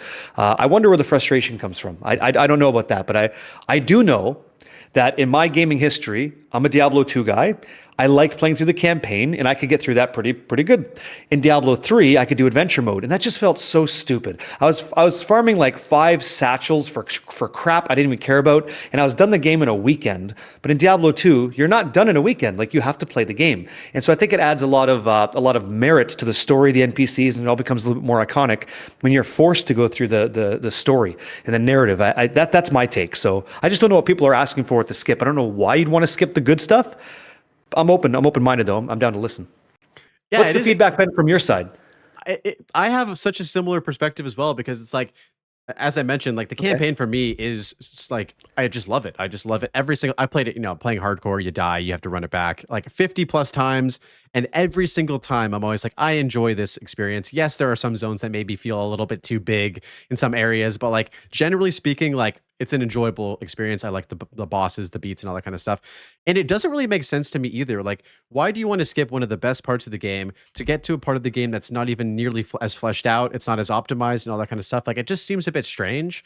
And to build on that, like the campaign is like milestones for the build for your character that you're trying to make, whether it's like, as you mentioned, supporting your skill gems, crafting, your build with your skill gems, crafting your build with your items, with your passive tree. Yeah. Like, you have to learn all of these things and how it feels along the way. Like, getting to Jamun Ra in Act 2, like, your build has to be at a certain level to even like do him competently. So yeah, I just don't understand either. Like, what would be the alternative? Like, are you just dropped into maps at level 65 and you just don't have anything? Like, you just use I try to take like a juxtaposition, right? So I get to play the game full time. Like that's not something everybody does. So, okay, if I was a dude that only had an hour a week to play, and I finally beat the campaign on my Invoker Monk, okay, meditation's popping off, loved it, cool. But then I want to make a second character. In my life, I'm too busy. I don't have time to run that campaign again. I just don't get to play more than one guy. I think that's who wants the campaign skip, just so they can make something and kind of shortcut that adventure. And I could see a justification for that. I could see that being like, okay, that's not an unreasonable ask at the cost of all of the game though. So I'm not sure if there's even a happy medium there. I could understand why I guess I could understand from that position why. I don't know how you'd make that tangible for both parties, I don't know. I don't know where that lands. 100%. Yeah, it's tough. And this actually leads perfectly into another like controversial topic that we can talk about very shortly. Just to sort of build on this a little bit. You mentioned like the casual player. And so sure. I wanted to ask you, like, just generally speaking, like, do you think that Path of Exile and Path of Exile 2 are games that are like good games to play casually? Or do you think that it's more suitable for playing a game with like, for a player that has a lot more time available to play these types of games? And the reason why I ask is because right now in Path of Exile 2, we're kind of at this like GGG's sort of at this tough balancing act where the game is supposed to be more accessible, which it is, easier to get into than Path of Exile 1, which it is, and attract a whole bunch of new players who are all going to be, which it is as well. So they are very successful in the goals that they are setting out to do with the second game.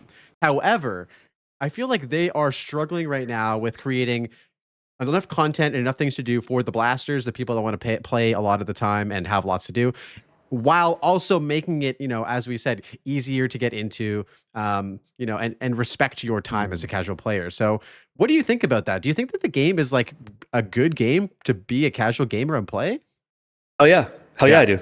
Game's fantastic for anybody that wants to engage with it. The game like this, it's got as much content if you're a casual player that you'll probably need, right? Like even the Atlas to you is exciting because you're going to find out what nexuses are, corrupted nexuses, and you're going to find out who the Arbiter of Ash is. And so if you have very limited time, when you say casual player, I assume you mean someone with low hours per week. Is that what you mean, or do you mean low skill? What do you mean? Yeah. Okay. So it's important. No, that's a great thing. We should define this. So I think going forward, as we talk about this, let's just say that a casual player is somebody who has like an hour. We're boxing it up. Yeah. Like I don't know how you would describe a casual player, but to me, it's like somebody who just doesn't have a lot of time to play. I think it's a guy that doesn't have a lot of time to play. It's somebody who just has other responsibilities, and when they get a chance to engage with this cool thing, they do that. That's what I think a casual player is to some capacity. So. When you made the comment about a couple things here, so that dichotomy between the blaster, lack of content, and the new player experience, there's a ton of new player experience stuff, and there's a ton of different like diversity in the game right now for that new player to enjoy. If their witch felt stale, they could go and slap a bell with the monk and like love life, right? But the blaster chads, I would disagree that, and I'm controversial. I think Grinding Gear Games has a shitload of content for us for the end game. We just don't get to enjoy it yet. I'd like them to make sure that's in a really nice package for me because I've played other ARPGs where it was sent out a little bit too soon to see, and that ship kind of sank, right? So I do believe that they have their eye on the prize the right way, and I think that when they deliver it, this is like, I hear the term copium, it's copium take. I think they're going to do it right because everything I've seen, I like. And that's evidenced by the Abyssal League being quite successful, in my opinion, compared to previous iterations of the game's development. So they're only knocking it out of the park. We as people just have to have patience. And when you want to do the adventure mode, you're asking to get through the good stuff, to get to the end stuff quickly, to burn out faster, which is just going to bite you in the ass. So it's like, you just got to take it in stride, take it in stride. Yeah. Definitely. And I think that, I'm super biased because I want to enjoy this game as long as I possibly can, which is why I play Self-Found, which is why I play hardcore, because it extends the life of the game even more so. Sure. Because I just love it that much. But yeah, I totally know what you mean. I'll give you a counterpoint. So if I didn't play SSF and I played Trade, one thing I would like to do is team up with you in Trade League. And if I found some currency that you didn't, I could use my currency to buy you that quiver and make your character good too. Trade's a good way to go too. Like using your strong character to empower others, there's nothing wrong with that, and I'm a big advocate for that. And so there's many ways to enjoy it with different scenarios, SSF or group play. It just depends on what you're looking for. And I think there's data out there that suggests that if you and me team up, more often than not, you and I will play that game longer together because we're building something together, we're invested together. And the SSF thing is a really, like you say, it's got a lot of longevity because you have to play the game, you have to get that 6 mod item, you must overwhelm T15 maps. That takes time, that takes work. But in a team game scenario, there's a lot of longevity there too, depending on who you want to team up with and how you want to collaborate that adventure. So, Definitely. And then when they add group Self-Found in, oh boy, we're going to be cooking with the time investment. I'm going to have to clear many days of my schedule for that. I hope they do that. That'd be kind of cool, right? Like, that'd be awesome. Yeah. Definitely. Hell yeah. Bring it on. Yeah. Yeah. Okay. So we talked about like a few different controversial topics. The final one that I wanted to ask you right now was about the difficulty of the game. And so right now we kind of find ourselves in this interesting position where like, we're able to craft these really crazy items. Everybody seems like they're a bit more powerful right now, and just in terms of like their player power. Based on like how I felt in 0.1 and 0.2, I'd like to ask you, like, how easy does the game feel for you right now? Are you engaging with meaningful combat a lot, or does it feel a little bit too speedy, blasty, and a little bit too easy at the end game? So personally, I don't think the game is too easy. I use the escape, pause, checkpoint, respawn way too much. So that means the difficulty is right there. Like, right? Like if I was so good that the game's too easy, I wouldn't even use that. Neither would you. So I would say the difficulty is pretty fair. I think that my gear is better, but so is the abyssal monster that laser beams you almost to death today. So like that's some bullshit, right? So I think that we are appreciating the power, but the content's still kind of difficult. So I think the balance is okay. Melee's in a tough spot. Range is better. I like it overall. I'm liking it. I think the changes to the end game were pretty well received, even though people can't get their hands on ritual tablets. That's tough. But overall, I think it's in a good place. I think with additional updates, it's just going to become better. Yeah. Okay. Yeah. Yeah, I hear that. for me, the way I sort of feel is that like the best feeling playthrough in this whole game is like you got nothing to your name. It's your first character, and you are fighting for your life to get through this campaign, and it just feels great. It feels like you're actually engaging with like combos and like meaningful combat. The way that sort of GGG has talked about the way that they want you to engage with that stuff.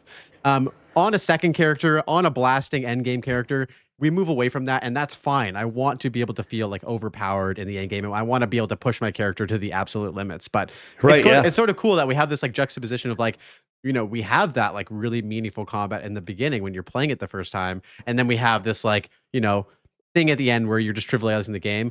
Oh, however, I will say that right now it feels like once you're sort of trivializing the game, there's not enough at the very end to challenge you. It feels like right now the bosses, the pinnacle bosses, they're just dying in one hit. So T15 maps, easy. Yeah, I agree. I think that a vast majority of people, like the majority of gamers, aren't doing that. They're not just ripping through the game. They're trying to follow along. They're trying to get those divines. They're trying to get that wealth so they can feel that godlike power. Most people don't. And so when you get there, I agree it's kind of stale. And I was giving this some thought today. It was like, and I'd love to hear your opinion on this. I think the game's the best when I have okay gear. I'm in a zone where I could find really meaningful drops. I could then work on those drops to craft them into something even more substantial. That's when the game's the best for me. Like every map I run could be a really good upgrade. Do you feel the same way about that? Or when do you think the game is at its absolute best when you said absolutely nothing and like you're fighting for your life? Is that the best? Or do you think it's more what I just kind of like mentioned? What do you think?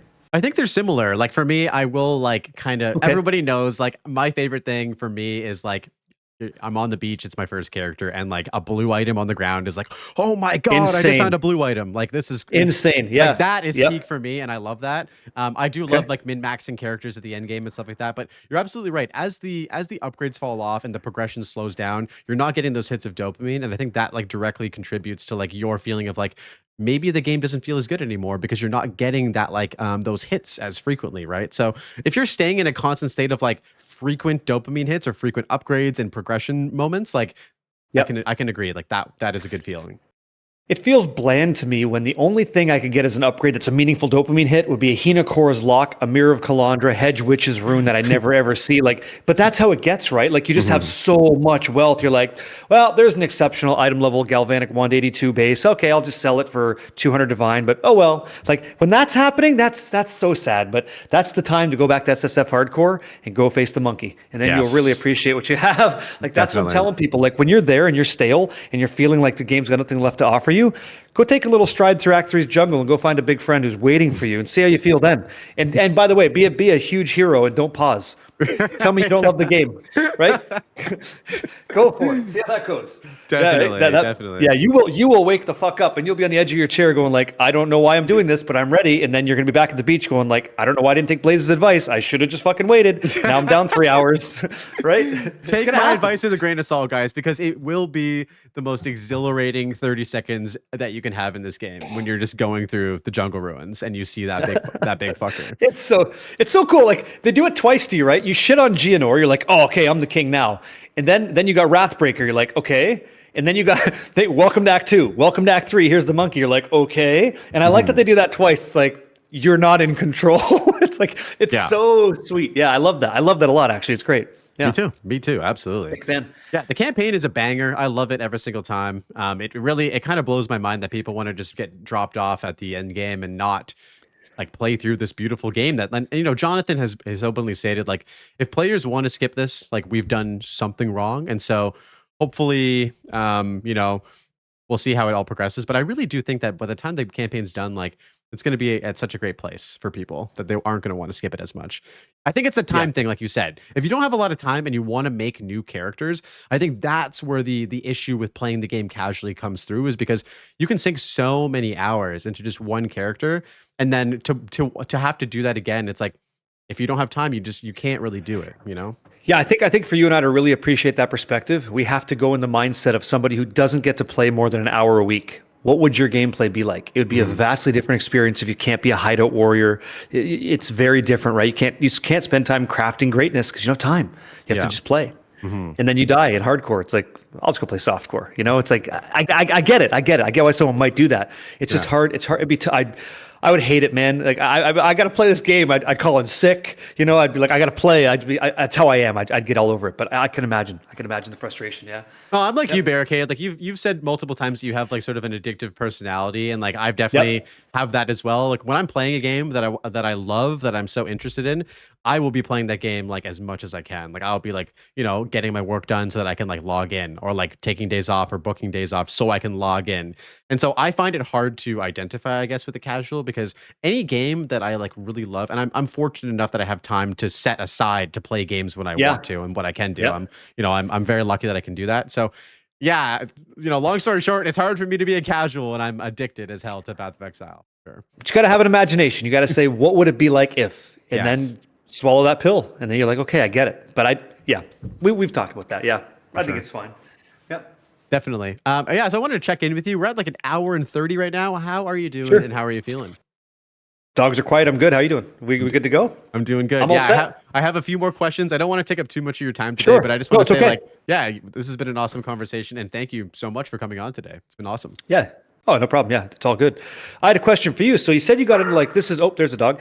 You were talking about murals and stuff and art and jazz. What did you do to get into art? Like how did you get an affinity for the arts and the creative side? Like how did Blaze become Blaze? What was that path? Was there somebody in the family that was like inclined? I want to know a little bit more about you. Like how did you get into that? And then I'm going to dig a little deeper. Go ahead. Yes, this sounds great. All right, guys, let's do question time with Barricade, where you can just ask me whatever questions you want. We can learn. I don't usually talk about myself on these podcasts, so this is super nice. So my story starts off with me as a troublemaking high school teenager. I've always been interested in art, but my passion for art really ignited when I was probably about 14. So like, you know, grade 9 high school, and I discovered graffiti. So graffiti was something that like I had never really known about or just ever seen before. And so I had a friend who I worked with who was doing graffiti on like some stickers that he was making. And I was like, oh, that's like super cool. And so I was immediately hooked on that particular form of expression through like visual arts. And this like ignited me. Like I was, you know, drawing graffiti constantly, black books, markers, probably tagging way too much in my neighborhood, drawing some, basically way too much attention to myself. I grew up in like a small town as well. So that is sort of like where my artistic journey really like blew up for me. Started. Yeah, got it. And so from that, I was like, you know, really interested in like painting graffiti and everything that had to offer. And so I ended up moving from my small town to Toronto to go to OCAD. And the only reason why I did that was not to, you know, study arts, even though I got into a great art school. It was so I could go do graffiti in Toronto, where like all the big dogs paint and all the big dogs do graffiti and stuff like that. And so I spent a lot of time, you know, painting, meeting friends, growing, you know, in that art form, as well as going to school as much as I did. You know, I never failed a class, so I was doing all right. Sick, good job, yeah, thanks. Yep. And so, little did I know that, you know, while I was, you know, practicing this like illegal art form, you know, doing bridges and trains and you know, all those types of different places you do graffiti, I was actually like gaining, you know, skill with the spray can, a medium that it turns out not a lot of people know how to use. Like it's pretty rare to meet somebody that's like, oh yeah, I make art with spray paint. Like not many people do that. And so I was kind of developing this like niche talent. And one day I put an ad up on Kijiji, which is like a Craigslist, Canadian Craigslist, to do murals. So I heard that like, you know, there's some money in murals through like some of my friends who started doing them. This was still in university, so I was about like maybe 22 or 23 at the time. And I remember getting hired by a company. I had no mural experience. I had no idea what the fuck I was doing. And they put their faith in me. They saw what I had done with my graffiti work and my schoolwork. And they hired me to do a mural in their business. And for the time, I believe it was $1,000. And so getting paid $1,000 at that time was like, oh my God. That's everything. Dude, I was working for free in the beginning, dude. Holy shit. Good for you. Yeah. So I was like, I can buy so much extra spray paint with this. I can go do more graffiti with it. And at the time, like, you know, we were painting with like Canadian Tire spray paint, and this was like the artist shit. So I don't know if you know, but there's like special mural paint out there. You can use like cool nozzles. The coverage is better. Yeah. I know about the nozzles and stuff just Yeah. because like I love graffiti art too, like graphic design. You have to learn how to recreate imagery and stuff. So Yeah. in Photoshop or whatever, you would create you'd airbrush, right? We do the same kind of thing. It's like, and then I learned about graffiti, and I had a buddy of mine in my class who was big into graffiti. It's like, what a skill this is, and I've always loved it. I always loved the style of it. Like it's so. I'm gonna use the word urban, but it's so in the culture of the community. It's so sick. Like it's Yeah. just beautiful. It's beautiful to look at. Yeah. Definitely. Yeah, it's a very like full body experience. Like usually when you're drawing, you're using your hand, your wrist, your arm, but you're not really like actually moving your body. Whereas like with graffiti and painting, like, when I'm painting a mural, I'm like, dragging a line like across like, 12 feet. Like you have to actually, it's like a very physical art form. You feel very like physically involved when you're painting it, which is cool. But yeah, so anyway, that mural happened. And then that business that I did my first mural for ended up becoming like a franchise. So I did like 3 of their store locations. They like kept me on. And that was the start of Blazeworks, where like, Blazeworks started in university doing, stuff on That's Kijiji awesome. part-time. And then it just eventually I just took the leap and, quit all my part-time stuff and went full-time with it. Congratulations. I'm glad you took the leap, right? We're all the better for it. No, that's Yeah. sick. So when it came to artwork for me, it was a very family thing. Like my brother was an illustrator. He still is to this day. And so I would color his artwork. I want to color in my brother's stuff because it's really cool looking stuff. And so I wonder, did your art ever like influence your dynamic with your bro? Did you guys, is he artistic in any way, or like, what's the deal there? So my family does not have a single visual artist on like in my side. So I was the outlier. Like I didn't have like, my brother to color in his work, or my parents to show me how to draw. Like it was very much so like an individual thing that I was into. Does the milkman draw? Does he draw? I'm just kidding. He must Like, where's have, that coming from? like Yeah, I he don't know must where have. I Yeah. got it from. I know Yeah, that no, like that's in yeah. my on my Asian side of my family, so I'm like half Indonesian and half like All right, on. Irish and English. Um Sick. Probably some The Scottish in there mix. too. Yeah, a mix. But yeah, like I'm not super like in touch with them. So there's probably like some more visual art stuff on that side of the family, Cool. but never really got to experience that. So not really any other influences on that side. Gotcha. Okay. And so how do you think, like, I guess, how do you think that art in your gaming comes together, like for your stream? Do you ever, like when I'm doing this with graphic design, right? I'm always thinking about a cool stinger transition, or like, incorporating Mm. whatever I get to do with my skill set into this medium that I love. So how have you started doing that? And do you have any advice for people who have done the graffiti, maybe background or an art background, going into streaming for yourself? What would you tell them? Oh, okay. This is also a great question. So I look at streaming, content creation, all that kind of stuff as another form of like visual creation. And so like I don't limit Okay. myself to just being like a painter or a mural painter and stuff like that. Like I love photography. I also love doing like graphic design stuff sometimes when I'm not like finessing over kerning for 2 hours. I love Sure. making videos. Like I'm just a creative person, and I love like Yeah.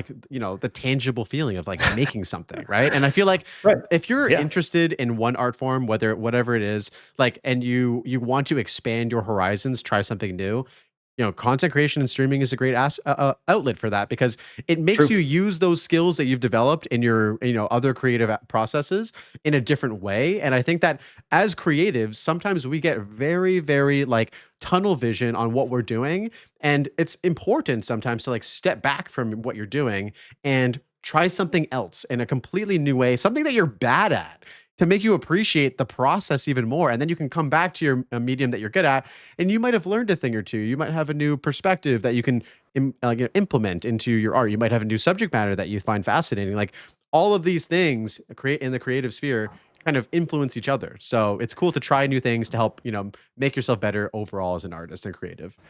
So do you find yourself trying to bring like the art that you know how to generate? Because your murals are beautiful to look. Like, do you find yourself wanting to like unionize those two?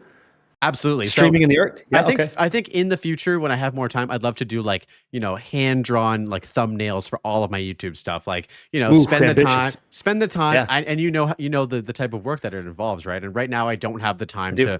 to, dedicate, days and days and days to do that. But I would love if like, I had more of like a personal touch, with my thumbnails and like, all that type of stuff, like bringing more of that art, that personal identity into my stuff is what I want to do more with that as well.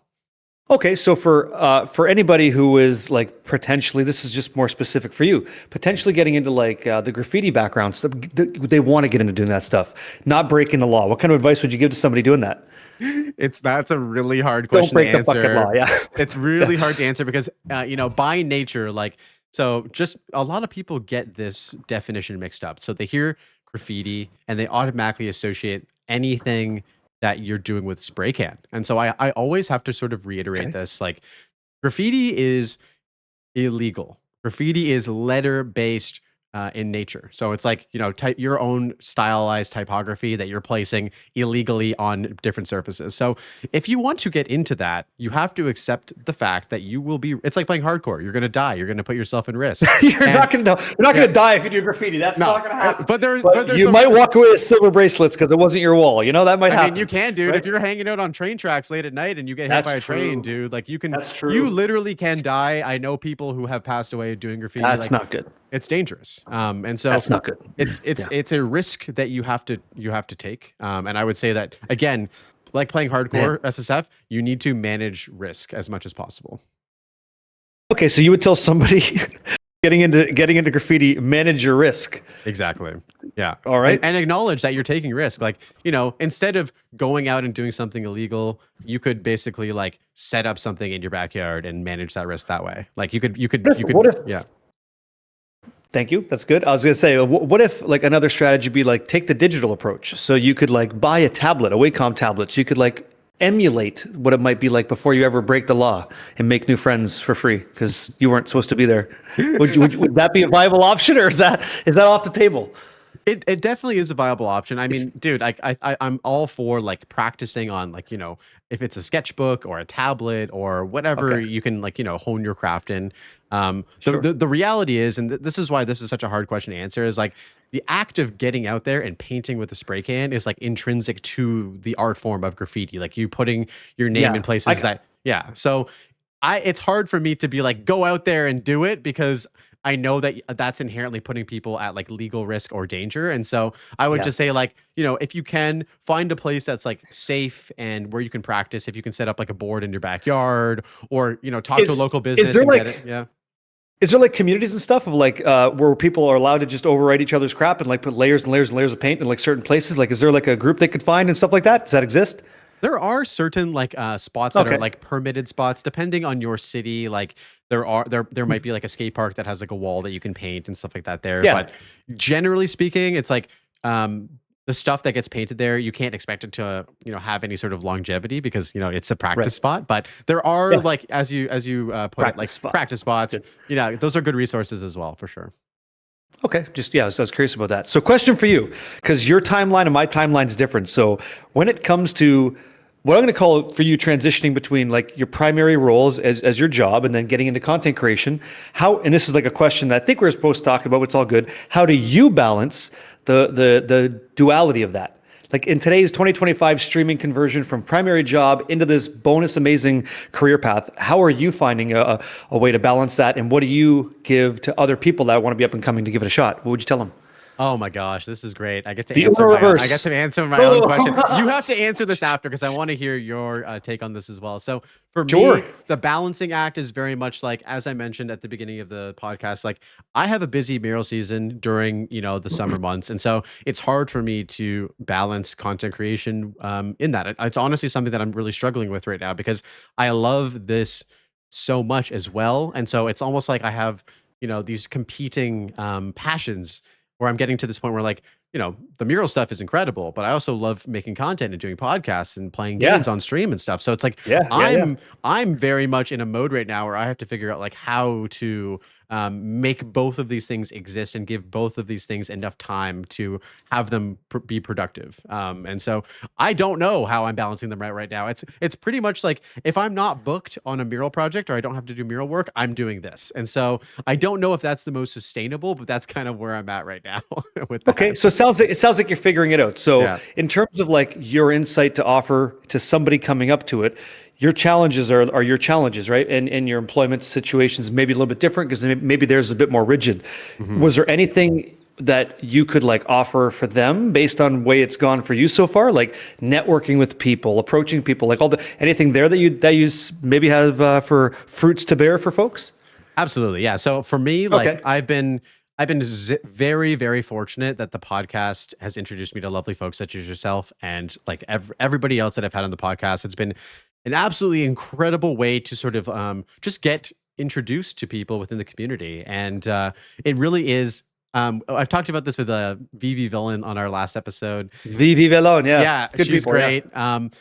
It's hard to go at content creation or any sort of hobby solo self-found. It's much easier to go into it on like Trade League and like meet people, get help from people when you need help with, reach out to people. And so like, in that aspect of content creation, I'd say like, definitely don't feel like you're in this alone. Like there's so many people who are out there that you can connect with.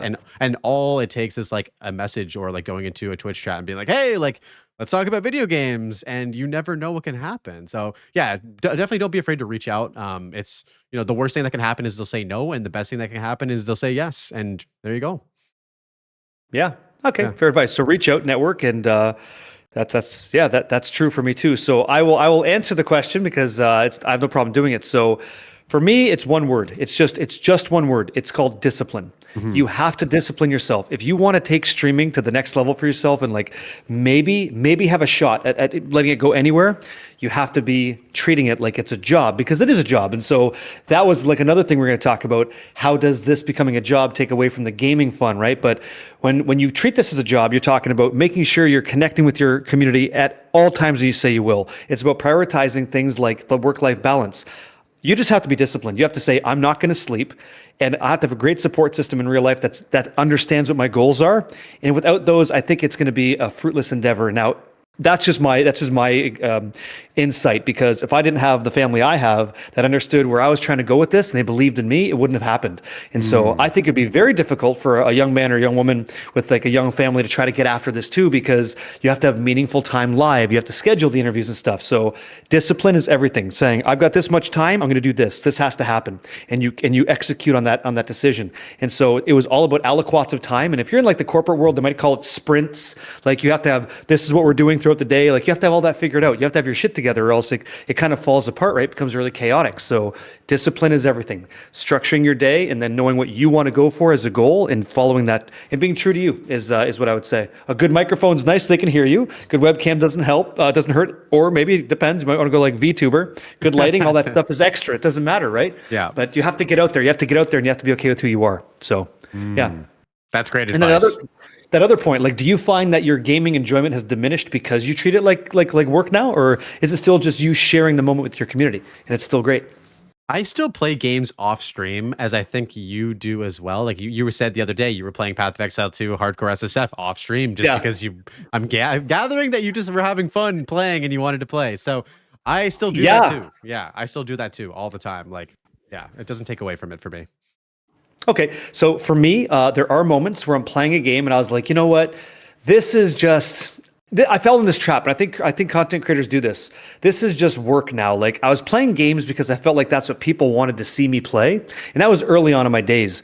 And nowadays, I play what I want to play, and I try to be as authentic as possible and genuine as possible. So if we're doing something, it's because I really want to play it, right? And so try not to play the music for the crowd. Play the music for yourself in that regard.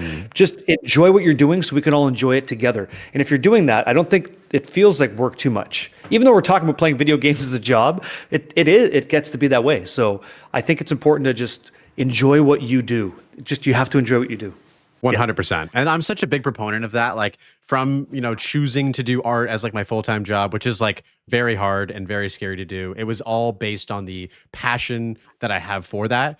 And, it doesn't help that it does help that I've done a bunch of shit jobs that I didn't love to do. And I was like, I would rather be like struggling financially, but also happy with the work that I'm doing and excited to do it than like making money doing something that like, I can't wait to clock in and clock out sort of thing. And that's kind of the choices that I made in life. And I think that like content creation, streaming, all this type of stuff, like aligns more with that for me personally as like what I enjoy. Yeah. Hell yeah. I love to hear it. Yeah, man. That was my questions for you so far. I don't really have much else.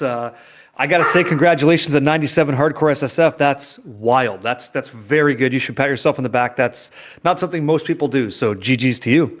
That's fantastic. Thanks, buddy. Yeah, we're going for 100 this league. We're going to 100. I don't know if it's gonna happen with all the stuff I'm doing, but that is the goal right now with that character, is to go to level 100.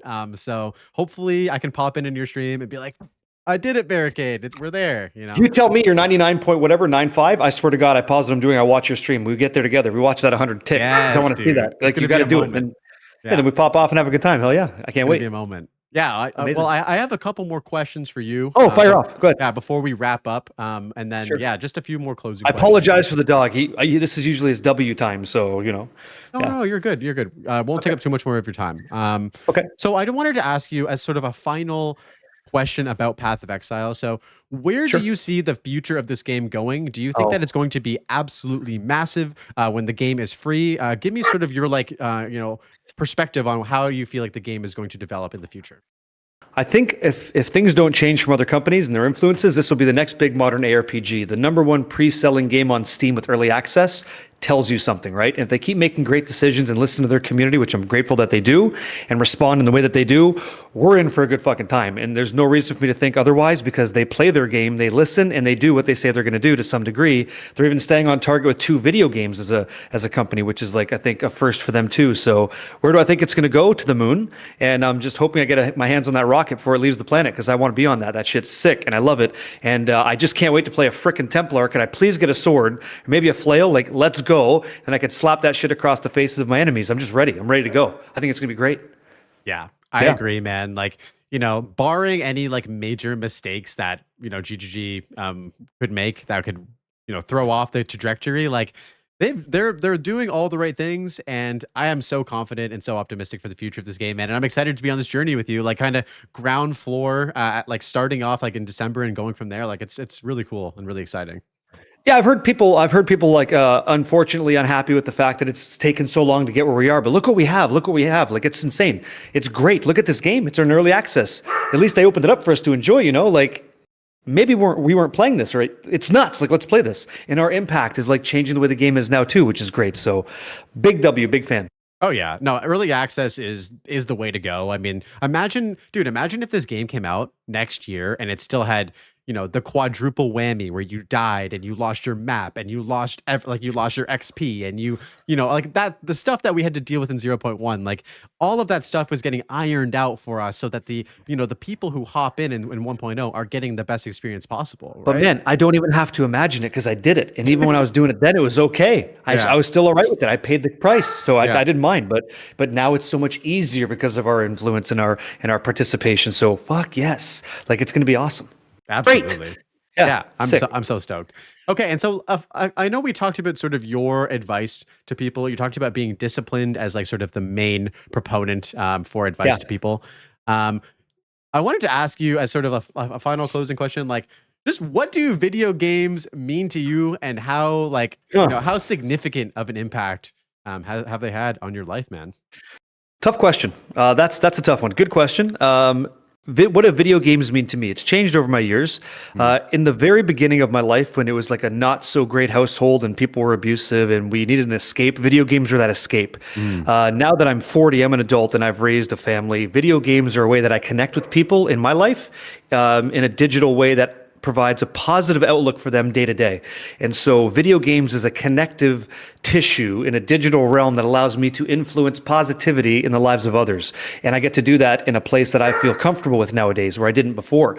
And so that's what video games do. That's what video games mean. They're everything. How have they changed my life? I literally get to do this as a career because other people play that video game that I play too. So I'm so lucky and grateful for the opportunity to have had video games in my life when I've sat at tables of people who work like jobs like construction and stuff, and they're telling me video games are for fucking nerds and there's nothing there and these guys are wasting their time. And I just literally shake his hand and say, hey, I play video games for a living. And like, just watching that stare, you're like, yeah, like, you don't know what you're talking about. Like, it's crazy. And so what does it mean for me? It means a bright future for me and those I'm connected with, because it's just a life-changing, amazing experience. And it's crazy to think that I'm saying that about video games, but that's what it is. And so I'll give you that serve back to you. How has video games changed your life, right? Oh my Go God, for dude. It's such a hard thing to put into words because much like yourself, I've had gaming and I've had gaming through the dark times as well as the good times in my life too. And it goes without saying, but I will say this, like, video games have brought me some of the like best moments in my life. Like, I've met so many beautiful friends that I've made online. Like, I've like had some of the most highs in life just from like playing games with my brother, as we talked about playing like Mortal Kombat after school. Like, dude, there's just like there's so many things that have been like positive through gaming through me. And I love just like hearing, even us being able to connect today because of this shared interest in gaming that we have. Like, it's a very, very special thing. And I don't see myself stopping playing at all, like for my whole life. I feel like I'm just gonna be like a lifelong gamer, man. Like deathbed, PoE 4 on my laptop, or like virtually augmented into my brain at that point. And I'm gonna be gaming until the very end, boys. I love it so much. This is true. Like, so I don't know why I said this is true. Like, I'm out here fucking lying to people, but it's true to me, and I can't believe that it's true. I've met people from Egypt, Australia, Japan, China, America, right? I'm Canadian, you're Canadian, right? We meet people that I would have never ever met because of video games, right? And it's so crazy to think that's even true. Like, it's mind fucking blowing.